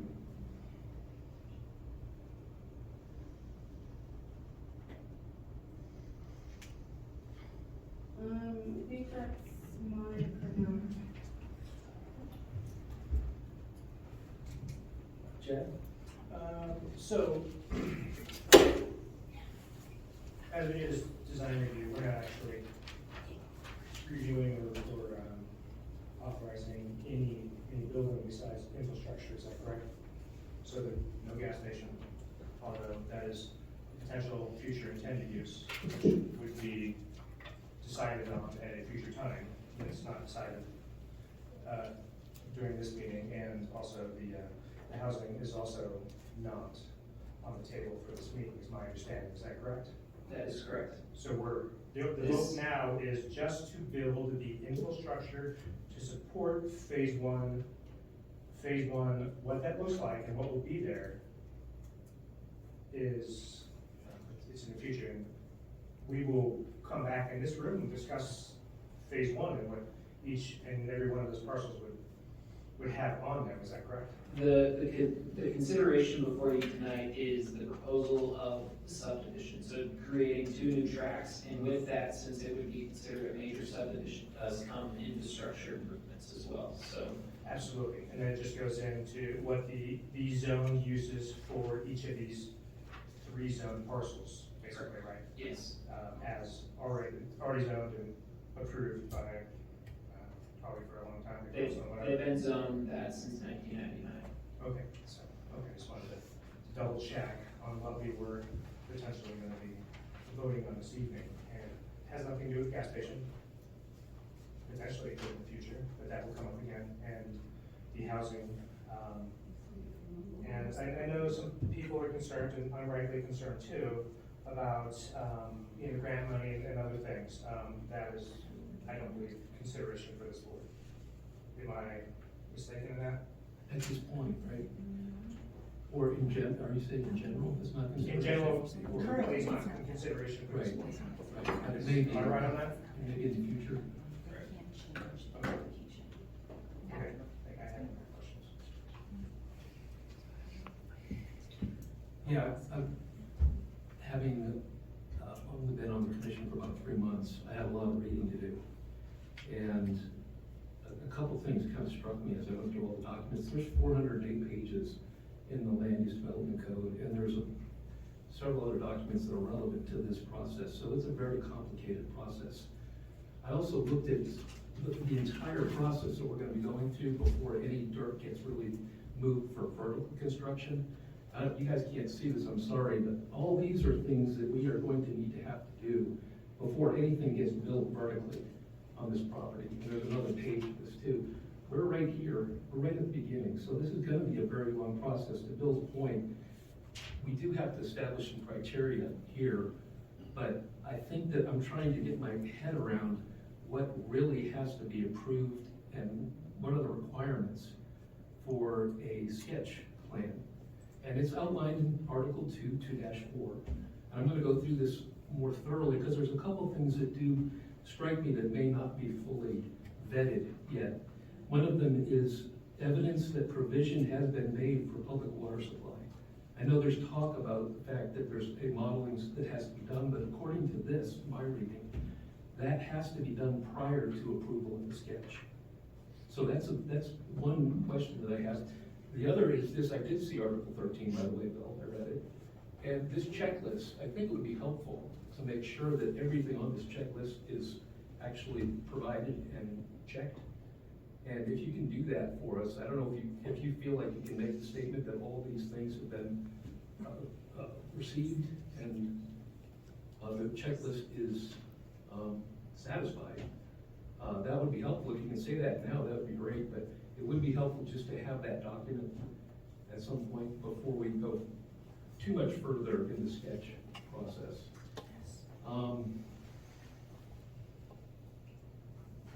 It's going to be a long process, and I think we're in the first inning of this particular subdivision. The other thing that struck me is the amount of community reaction to this, which to me, it didn't strike me as unusual. I think the town is at a crossroads, and I think everyone would agree that over the last several years, this kind of thing has been brewing. This particular subdivision seems to have bubbled up a lot of the issues that we are going to have to deal with as a community for the next 10 to 20 years, as we contemplate the balance between growth and sustainability and keeping what this community is. And I think, Bill, you wrote some editorials here recently, and I'm going to actually see if I can find what you wrote, because it kind of captures, I think, what I'm feeling right now is we're trying to strike that balance. We're trying to thread a needle here between two obligations we have. One is to the community, and one is to the landowner.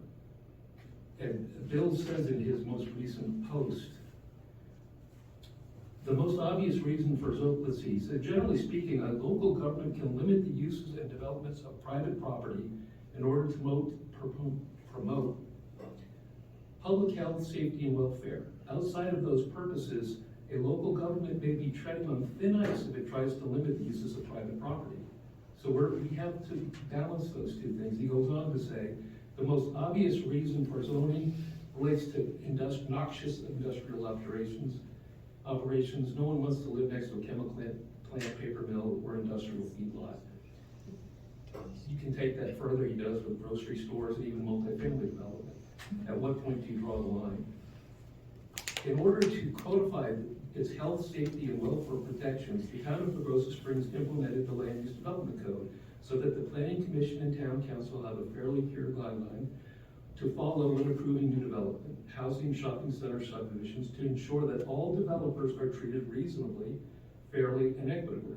We don't want certain developers to be granted special favors, nor do we want anyone to be unfairly discriminated against. So I had to take a step back and almost slow down the process in my mind, because this is kind of a critical time, I think, for the town. And we're gonna be setting some precedents possibly in how we go forward with some of these developments. So those are really my only comments. A couple of quick observations, I guess, about all the comments from the public. The view corridors, and maybe this is for Brad, when you took those line of sight, was that looking through trees, or was that do you anticipate that the existing residents will look over the buildings and still be able to see the different lines of sight that you have delineated on that map? The houses that are proposed along that back 40-foot or 24-foot haul, so they will impede on some of the views directly in front if you're looking at that house directly. But with lot spacing, there's going to be gaps with setbacks established. And again, that's, we took that off the plate for this kind of proposal in a phase 1 and phase 2, and phase 2 is still to be determined based on our sketch plan. But the idea is that where those line of sight is from 6 foot high and looking out off of the elevation of that property, that's not inclusive of decks or where finished floor elevations of homes are. Yeah, I appreciate the effort to address that particular concern as best you can, not having the actual buildings there.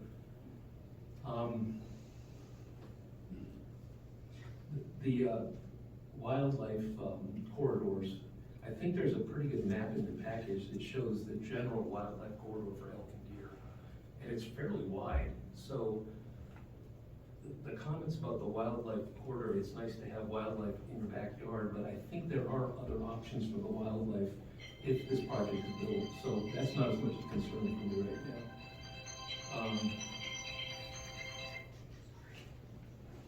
now. A question for James. A lot of talk about the feasibility, I guess, or the need for a gas station. I don't think that's anything that we are supposed to address as part of our process. That's the economics that the developer goes through. Do we have any responsibility to consider whether or not any of these are needed or feasible? Well, typically we leave the business plan, if you will, to the developer or the builder, and that's not our lane, so to speak. Certainly there may be some uses that a community decides, hey, we've had enough, we're only going to allow 3 marijuana shops downtown or something like that, right?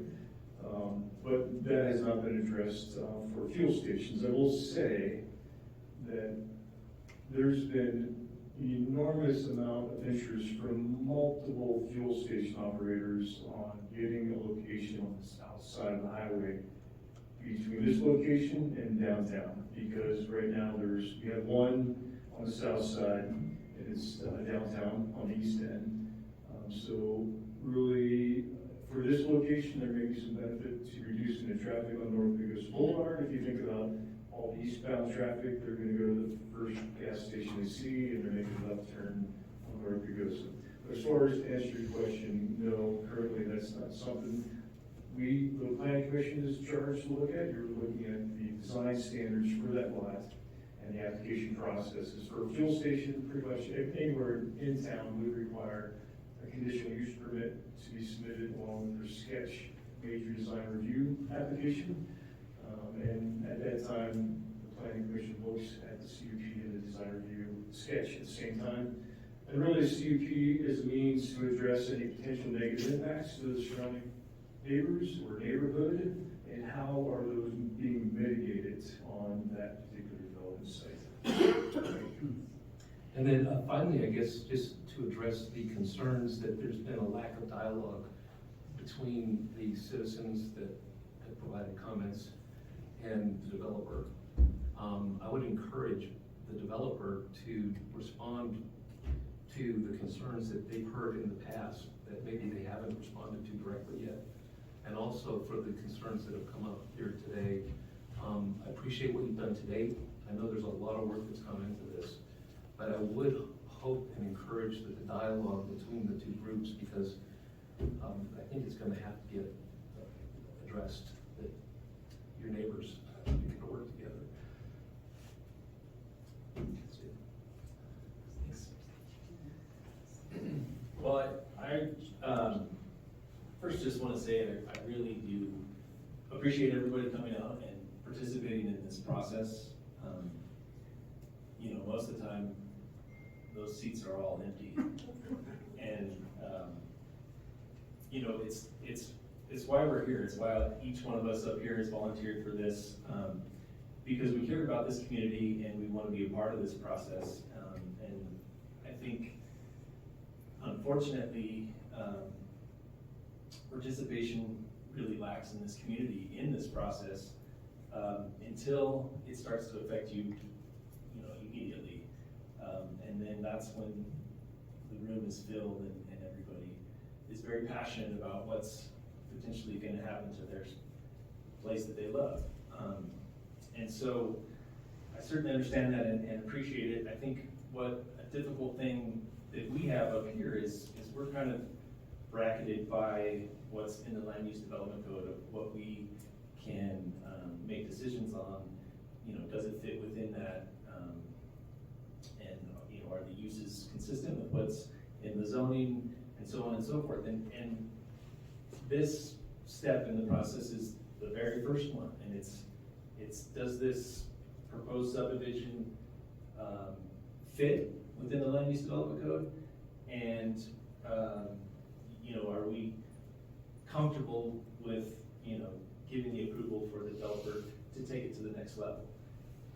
And I think at the next level is when a lot of the questions that have been raised tonight become, you know, more fleshed out and specific. So for me, you know, looking at the subdivision of these 3 lots into 6, and then the 2 proposed uses of 2 of those lots, which, you know, the gas station isn't a use by right for that zoning, so it would have to go through a whole nother review process and conditional use permit through the town. But the multifamily unit is a use by right for that parcel. So it's hard to object to that. It's something that's been established by the land use development code and by the zoning as a use by right for that parcel. So then, as that fits into the subdivision, you know, I really have a hard time at this point objecting to anything that's being presented as, you know, in violation of the land use development code. However, I do have a little bit of a problem with the way the packet was presented with the conditions. If we do get to the point where we're making a motion where the staff's proposed motions are very different from what, well, not very different, but different enough from what we've reviewed to, you know, accurately represent what you're requiring or requesting as part of the requirement moving forward. At the same time, though, I think at this step in the process, a lot of those same requirements will come out in the preliminary plan or plat. So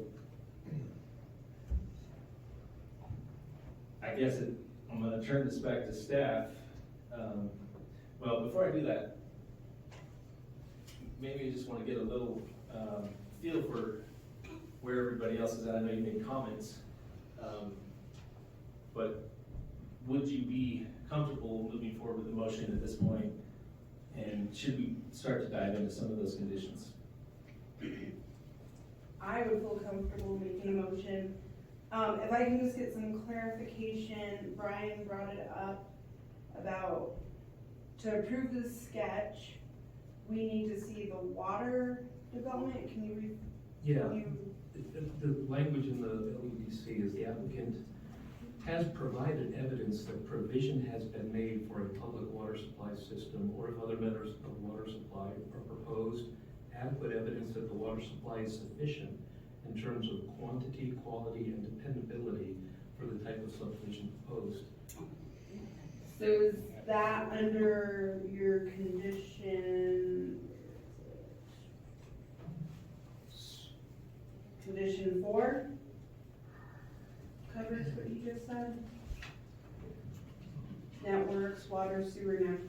fiber and electric in the submission of the preliminary plan review, which we'll review later down.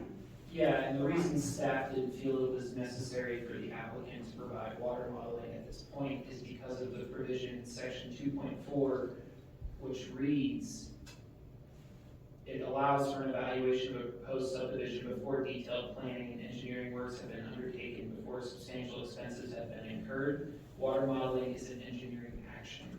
So for them to pursue water modeling at this stage felt inappropriate in staff's interpretation of the code. Right, and then it's kind of in condition 4, and you want to cover it later on. Yeah, for the preliminary plan, staff wouldn't allow anything but water modeling to move forward. So if water modeling wasn't present, staff wouldn't feel it was a suitable application. Well, I think the reality is, PAWS is either gonna come back and say, yes, there's enough water and the project's gonna move forward, or they're gonna say no, and it's gonna, you know, be reevaluated or repositioned based on what they said's available. But I feel like it's gonna get covered. And I might add that, you know, the property is within the boundaries of the PAWS Water and Sanitation District, so they have the availability to be served following the regulations of PAWS. What types of infrastructure improvements are needed, that's to be determined in that water modeling process. So, I mean, part of that's kind of been satisfied, just the fact that they're in that district, if you will. And I'd say that that provision is really, there's some provisions in the code that don't quite align with the intent sometimes, and this is one of them where we're expecting them to do that engineering work before we get through sketch. So we always go back and rely on the intent of that code section, which was already stated for you. So yeah, I guess back to kind of what I posed.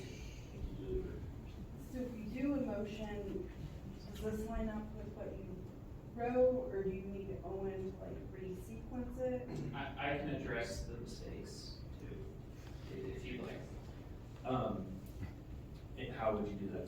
Well, so what I wrote was a talking sheet, and I had thought I had copied and pasted the conditions presented from the most recent iteration of the staff report, and there were numerous working documents that I was working off of, and I think I pulled it off of the wrong form. So all of the conditions align, except condition 5 is where it got off. In condition 5, what I read to you guys was pertaining reference monuments on the plat, which is addressed in the submitted staff report of condition 1, that they prepare a plat, subdivision plat for that preliminary plan. So that just threw everything off. So if we approved a motion that had the conditions as stated in our packet, yes, you feel comfortable that they would cover everything that you expressed? With the exception of there was none of the PAWS conditions in our packet. However, I don't think they should be, as stated before. That is a whole nother process that the developer will go through with PAWS, where they'll follow those conditions, and it's not part of our purview as an LADC. So that would be my, I guess, recommendation if we were to move forward with the motion. Here's Brian and Chad. How are you? Is there more you would like to see? Is there something that's? How do we enforce a good neighbor provision? Obviously, that's been an issue. The developer had a meeting with the community, and potentially, I'm not personally aware, but from feedback from the crowd is they haven't received what they thought they were promised from the developer. Just answers to the questions, and it has been brought up by more than one person. And I don't know that we can legally say that's provision, but how would we impress upon, and you're the representative of the developer, them to get, I don't know, get with the program, get with the community, another local meeting with the folks in the area? I don't really know. That's one of my concerns, is moving forward, somebody's always happy and somebody's always upset. I may not want something built in my backyard, but it needs to be built. I get that. But when there's a clear line of communication, things generally go easier. And I don't know how we can enforce that. I don't know if we can legally enforce that. But it's worth talking about, especially. Well, I don't think we can, but certainly we can promote participation in these types of meetings. And there's gonna be plenty more. And so, Right, it'll be discussed during preliminary, correct? The developer will bring forward more details. Absolutely. And that's where answers, people will receive more answers to those questions. I think what the issue might have been that I heard was more that they were told that they were going to get responses to questions. They submitted the questions, and there's been no response. But what timeline, was it before final, was it before this I'd have to meeting? go back and review the minutes, but it seemed like that they would get right back as soon as possible with answers or at least acknowledging the comments. should I speak? Please. So I have been assured that all of those, and as a neighbor and designer in the area too, that we will be answering those. So many of those questions come with engineering and additional information that we're gonna have to seek that professional level to the documentation of when we're providing our developer improvement agreements and how those,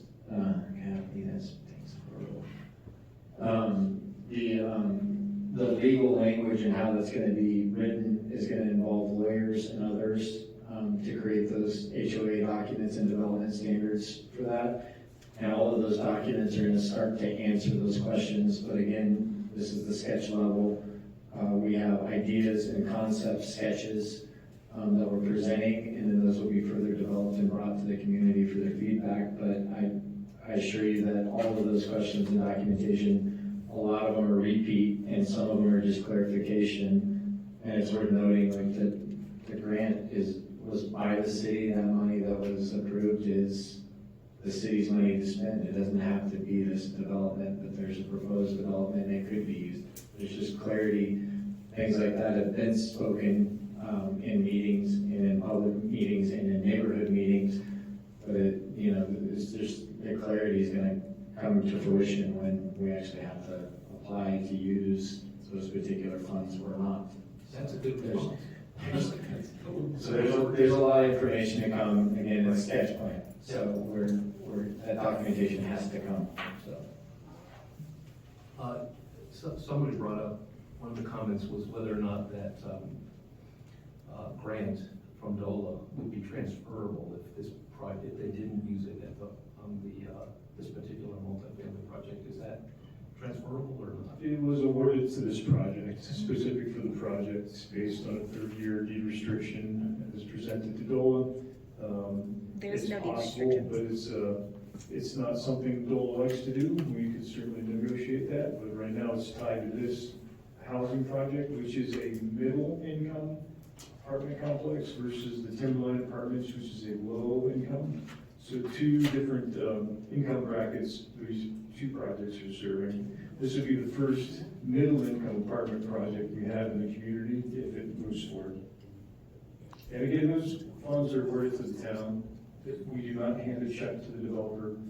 They have to perform and get the infrastructure improved. It's only public infrastructure that gets installed. The grant covers maybe 35% of the cost of the infrastructure that's going to have to be installed for this area to serve that development. And the developer is responsible for the matching funds for that grant, which is their other expenses. The other 60% of the cost is up to the developer to contribute for that infrastructure.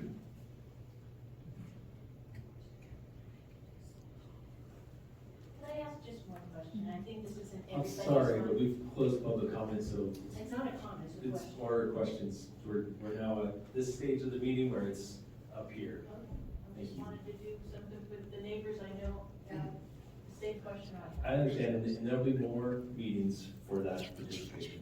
Just not gonna answer that question.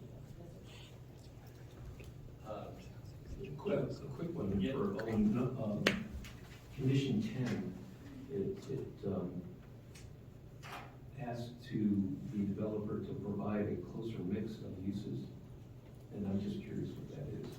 That comes from Smart Growth America. That is a document that guides town development, and that is to incorporate a closer mix of commercial, residential, walkable, multimodal, transit facilities. So as noted in other conditions, they need to present a phasing plan, and this is just a recommendation that they should, in that phasing plan, have a closer mix of uses. So it's not, right now, all we're seeing, and again, it's not what's being reviewed, it's just a multifamily apartment building and a fuel station. Those aren't really that close to a mix of use, so there's a lot that can be filled in between. Yeah, so we're asking for a lot. Yeah, and again, that's just a recommendation. Okay. That goes back to the should and shall language. Yeah, and if we approve this, we'll be asking for a lot before this sketch can be approved. Okay.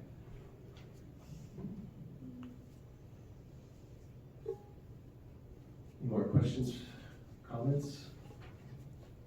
How do you guys feel about making a motion?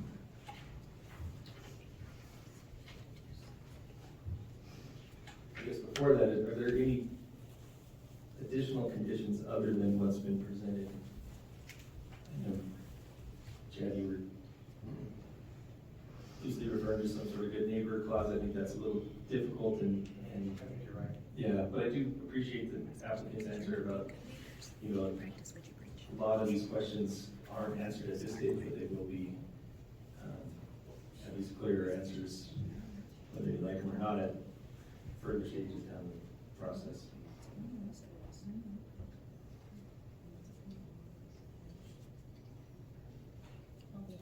Well, I'll entertain a motion unless more discussion. Making this decision void. Requiring Colorado for having an incomplete application and changing it post submission.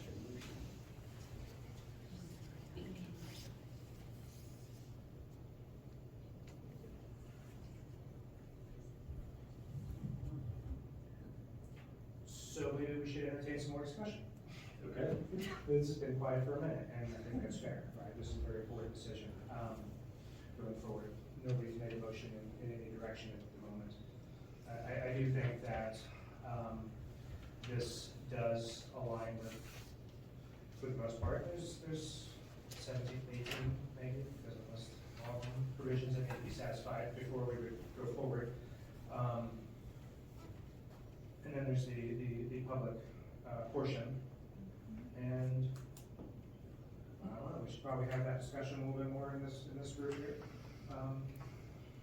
About how many preliminaries will be brought to us? They're listed, 1 through 17, which should be 1 through 18. I think you said number 5 is split. No, it should be 1 through 17. Okay. Number 5 was a mishap on my part when I read that. Okay. And I'm happy to reread the conditions for the record. I know it can be long-winded, but They're the same ones that are published on the website, correct? That is correct. Okay. So I do question in my mind, and I'm not entirely certain, I'm not a lawyer either. Ms. Saw has brought up the fact that potentially there is a legal issue. How confident are we is that correct? Yes, Ms. Saw? yes. That is not a legal issue? I don't know, right? We've discussed this, Chris has mentioned the same thing, I don't know. I have more information. Yeah, I'm sorry, we close that portion. I think, Yeah. you know, that if there's gonna be, opposition to a decision we made based on that, that'll happen, not part of this. As a legal action? That's right. Post, okay. Would it be appropriate to add another condition that we would request that the town's legal counsel reviews this and is comfortable that we're not breaking any laws in this process? And it's totally appropriate. It's appropriate for us to recommend that. Yeah, I think I'd like to add that. So it'd be, they would review it before they brought it back to preliminary, or they reviewed it before it goes to town council? I think it could be a condition of approval. That it gets reviewed, and we would assume that they would come back with a clean reading, that we're not breaking the law. And then obviously, if we are, we would have some issues. The attorney reviews the sketch plan? No, or Just Mrs. The document in question, just to, About The ownership and the ability to apply. So the ownership from Exit Realty to the developer, or the ownership of, what did she mention? She mentioned a lot, and maybe we need to get From that Arena on record. Labs to Kisco LLC. So is it from ownership from Exit Realty to developer? I think that's part of what we have the lawyer figure out. Or within yeah, these ownership two and occupation developers? was the question. Among other things, I think that if Ms. Saul would submit that narrative that she read to the planning commission and staff. Well, it's in the record now. Okay, so it's all recorded. Yeah. Kind of. I think the maybe more, I mean, I think we certainly can ask for town's legal counsel to review what documents we have to ensure that they're indeed legitimate for this decision to be valid. Right. If they're not, then the decision's not valid, and That's right. we're back to hearing it again. Right. I guess I'd like to know that sooner rather than later. It's not valid. So then are you wanting to do a motion for continued No, consideration? I think I'm adding a condition. Okay, That's a adding. condition, yeah. Right. It'd be a place to add a condition. Condition of approval, right, it's all the legal requirements. The application has to be complete when they submit it. You can't have a notarized document post-submission. It changes the You were application. always gonna win this argument because we're not lawyers up here, but. Are you a lawyer, by the way? I'm a legal researcher. Okay, So- so not an attorney though. Let's just put it. The attorney has stated that this is illegal. And we're looking for our attorney's opinion. That's right. Absolutely. I think So, that's- and there is an attorney who has stated this is illegal Okay. in Colorado Springs. Right. It is not me. I think it's something we should definitely look into. Absolutely. So I think that's an excellent condition to add. And the verbiage, you're gonna have to help me on this thing. It's a statement of authority, you're asking the attorney to read. Does the town legal counsel review this statement of authority? Correct. And was it valid at the time of application? Because no.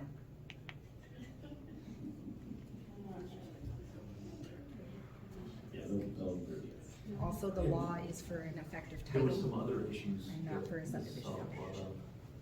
up, that I would like them to look at as well. Yeah, we need to have some specific. Do we have to specify, or they'll just? I can't remember, it was a very long list of things that she thought. I think we gotta be cognizant of, this is also public money to have the legal counsel review this, so I think it's something we gotta feel pretty confident about, it's important. I agree with you on the, That's a good point. the first one, but I'm, I'm not an attorney. so- that's right. Yeah, Yeah, right. so. Neither is I think James. we start there.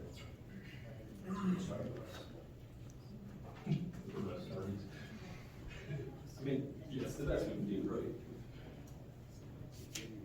Or should we tell? Brian, you wanna make a motion and add number 18? Is that what we're saying? Or if not, I can. If Yeah, whoever makes a motion, I think we agree to add it. Is there any other, I think, I have no other comments. okay?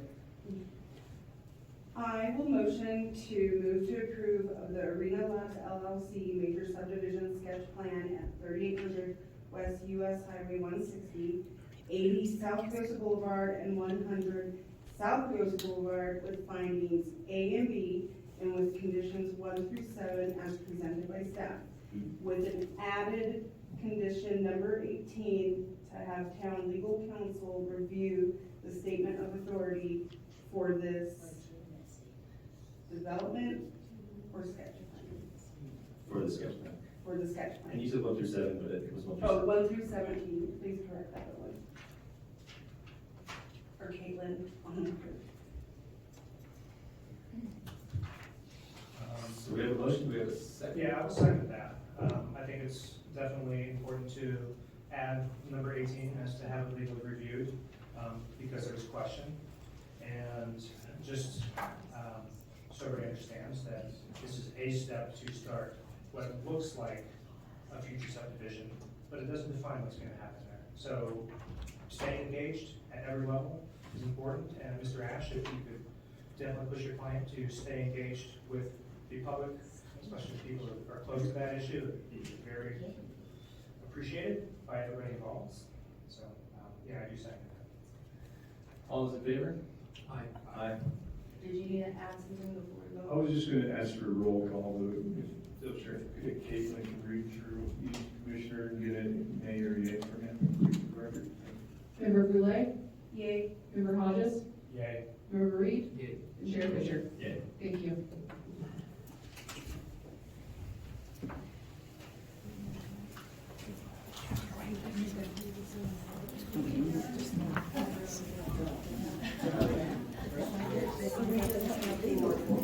Actually,